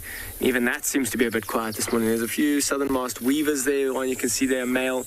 They're busy constructing their nests around. A few Egyptian geese that are making a bit of noise as well. They are around this watering hole, and this is a really, really good place for birding, particularly at this time of the year. I mean, this is a seasonal pan that'll fill up after some rain, and we see some incredibly unique birds around here. We saw a rufous-bellied heron, which was on the show a few days ago, which is super exciting for this area. I mean, it's not even really supposed to be recorded in this area, or even in many parts of South Africa, just in the tiny eastern KwaZulu-Natal. Then a green sandpiper a few days. Look at all the little goslings from those geese, Egyptian geese. I wonder if the presence of those geese haven't actually chased our rufous-bellied heron maybe into a thicker patch. Dwarf bittern we also saw the other day, might be hiding in a few of these bushes. Egyptian geese can be quite bullish. I mean, walking around, they've got those chicks which they're trying to protect. They're incredibly good parents, but because of it, often they can push other birds out of watering holes that we'd like to look at. I mean, once we're sitting here as well, it's amazing to just listen to the birds that are calling around. I haven't seen many signs of elephants around this eastern part of the reserve where we've been hanging out this morning. Unfortunately, I'm sure that female has given birth in a thicker area and maybe even just trying to keep her little one hidden. Quite a beautiful little pan system, this. I mean, buffaloes and elephants would use this during the heat of the day, all sorts of other animals as well.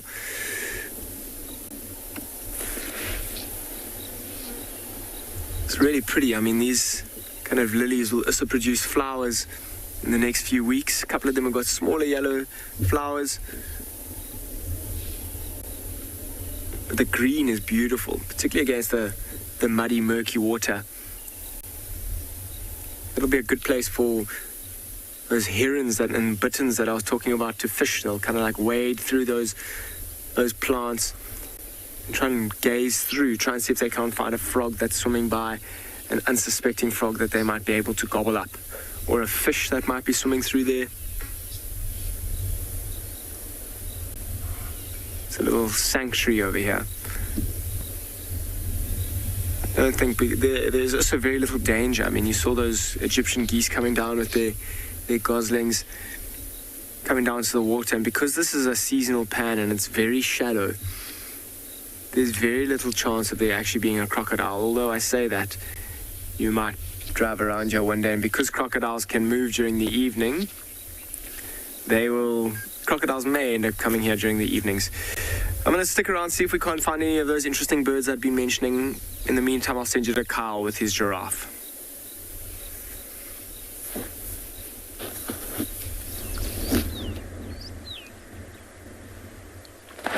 Well, good luck, Dan. We are just enjoying the lovely scene.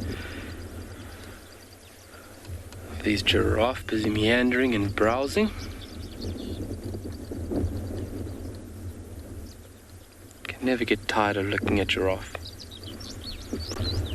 This big bull feeding on the very top parts of this little camel thorn.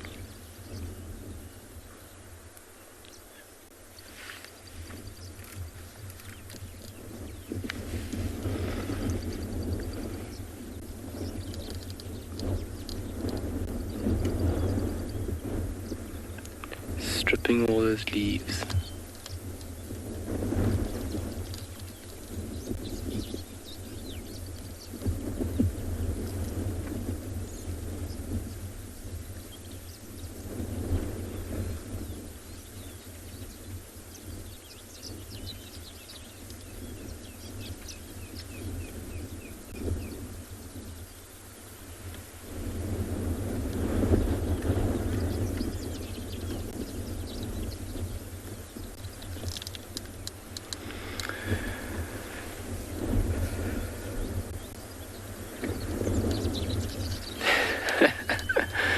Jen, how does a giraffe scratch and itch? It depends where it is.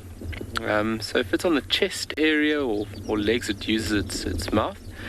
But if it's somewhere along the back or the rump or the high parts of the neck, I've seen giraffe a few times actually go into a bush, literally get stuck into a bush, and they rock themselves backwards and forwards to obviously get to that itchy spot. Or they use branches or parts of logs or parts of broken stems that come off trees. They find that spot and they'll rub on that spot of where that itch is. So using vegetation, that's definitely the way in which they will deal with an itchy spot. Nice big back scratcher. But it's very comical. I've seen giraffe have itchy parts in between the legs and put a bush in between the legs and they rock backwards and forwards, almost like a horse. It's very comical sometimes watching them trying to deal with that itchy spot. But yeah, it's got to be hard sometimes.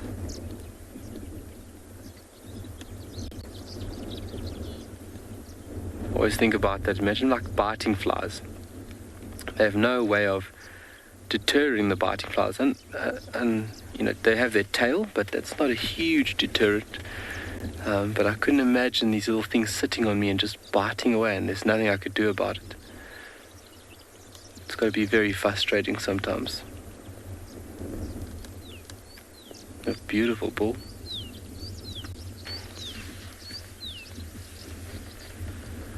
There's a female and a young one further down. You can even see the thinness of her neck, or the width. Her neck is a lot more dainty in comparison to this individual that's closer to us.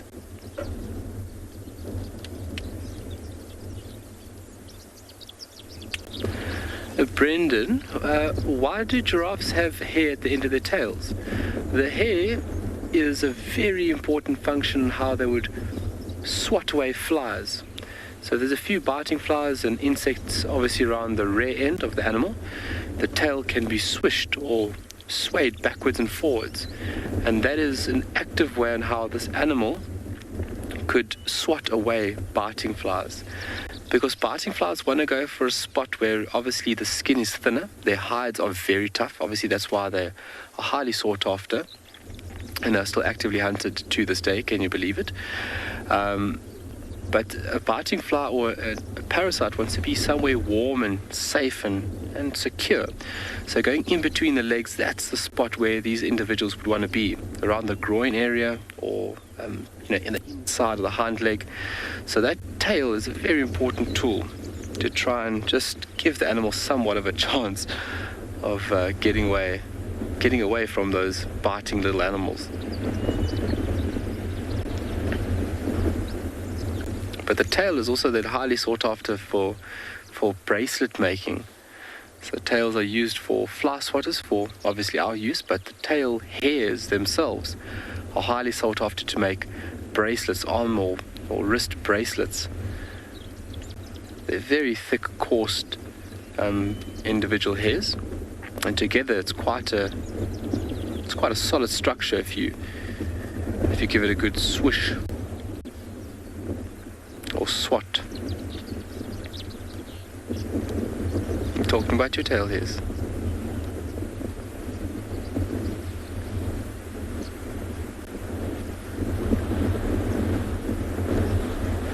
The cloud formation now slowly starting to break up, and we've got some sun. So that cloud cover just allowing plants to absorb that little bit of rain that did touch the soil late yesterday afternoon.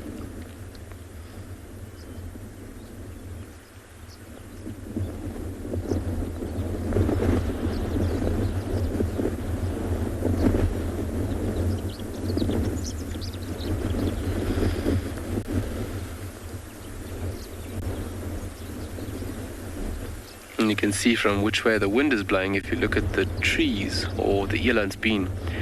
These animals are actually feeding upwind.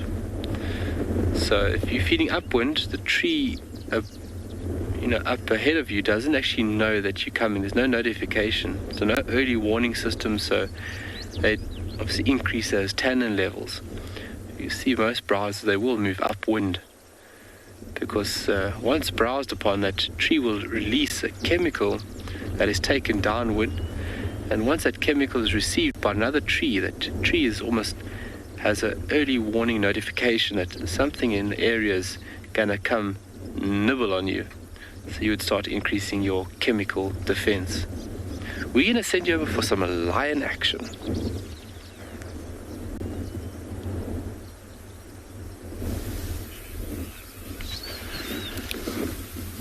We still sitting with this female lioness with her two babies. So she's earlier on she was smiling something from far away. So perhaps she's got a scent of another prey species that she may want to go for. And you can just see behind the bush yawning. Here she comes. You don't really expect to see lions in this heat of the day, moving around. Look like she just lied down inside that bush over there. So I think what are we going to do? We're going to loop around and try to see her face. I think she wanted to follow something, and now because of it's really hot. It's a hot day, and she found a nice shady spot. And now she's gonna lie down and even perhaps start following whatever she smelled at the distance. But she's right over here on our right hand side, lying down against the bush here in a nice shady spot.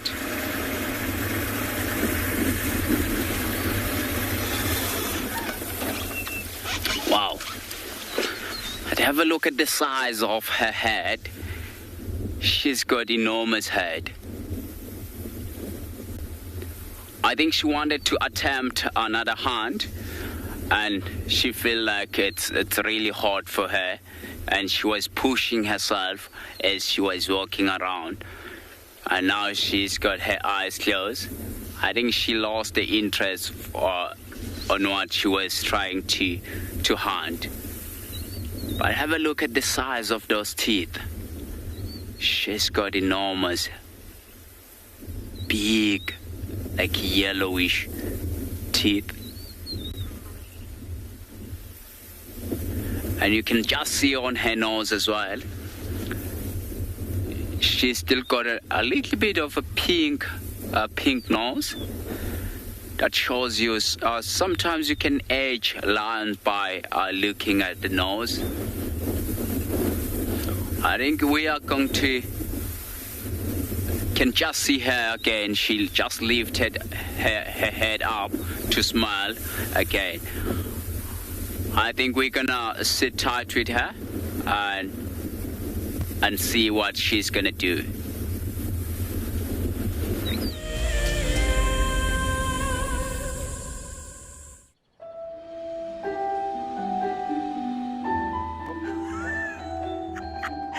It just pretended to be dead. Oh, that was amazing.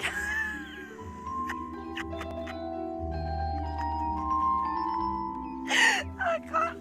How do I it's like that is hands down the coolest. Expect the unexpected here on Wild Earth daily. Have you been watching Wild Earth and dreamt of being right there on safari with one of the guides? Well, now you can. Wild Earth is offering you a chance to buy a ticket to dream. You or a friend can hop on board a live Wild Earth show and join our guide on safari. The ticket is redeemable at any of our locations, anytime in the future. Only a limited number of tickets are available, so don't wait. Get your ticket now and start dreaming. Terms and conditions apply. Hi, my name is Taylor McCurdy and I'm coming to you from Eco Training here on Pridelands. My most favorite animal in Africa has to be the elephant that's behind me, and this is Kumo, you'll meet him. But elephants just in general, they're really sociable, they're always doing something, and I love to see the interactions between the members of the herd. Catch up with the guides daily here on Wild Earth. Wild Earth is launching our brand new Explorer program with an opportunity to win a very special Wild Earth expedition. The lucky winner will get a behind-the-scenes Wild Earth experience at the magnificent and beyond Ngala Tainted Safari Camp. The prize includes a 3-night stay for you and a friend with a chance to sleep out in the unique Ngala treehouse. Become a Wild Earth Explorer and stand a chance to win this and many other prizes. Terms and conditions apply.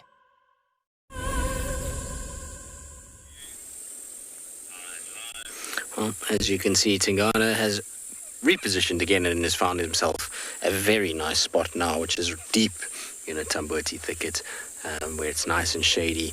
It's gotten very hot again. The sun has come out from the clouds, and so you'll find that he's found himself finding a good spot to rest, and I suspect that he won't move too far from there during the course of today. I'm pretty sure that we're going to find him exactly in this area this afternoon, which I'm sure Trishala will come and have a look. I know she's had a tough couple days when it's come to animals. Well, yesterday afternoon, this morning has been a little bit tricky, but she's had lots of cool small things. That's one thing about Trisha. She often finds lots of little things that is really, really cool to kind of look at. I always enjoy the kind of things that Trish talks about. She discusses a lot of really interesting things that is a lot more science-based than experience-based. Something that I've noticed a lot with female guides is they tend to focus a lot more on like the science of things than male guides tend to rely on the experience a lot. It's obviously a gross generalization, but it's seems to be quite true. Anyway, it's that time of the day where we need to say goodbye to all of you. Hope that you've had a wonderful day with us, and we'll see you all this afternoon on our sunset safari.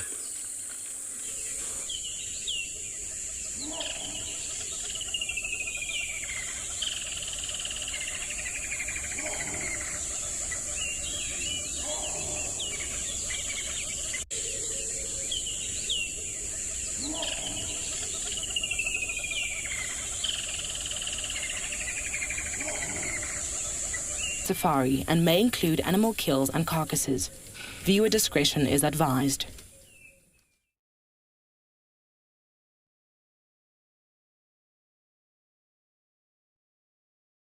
Wild Earth. What we have here for you this afternoon is a very full lioness that's breathing very quickly. Plans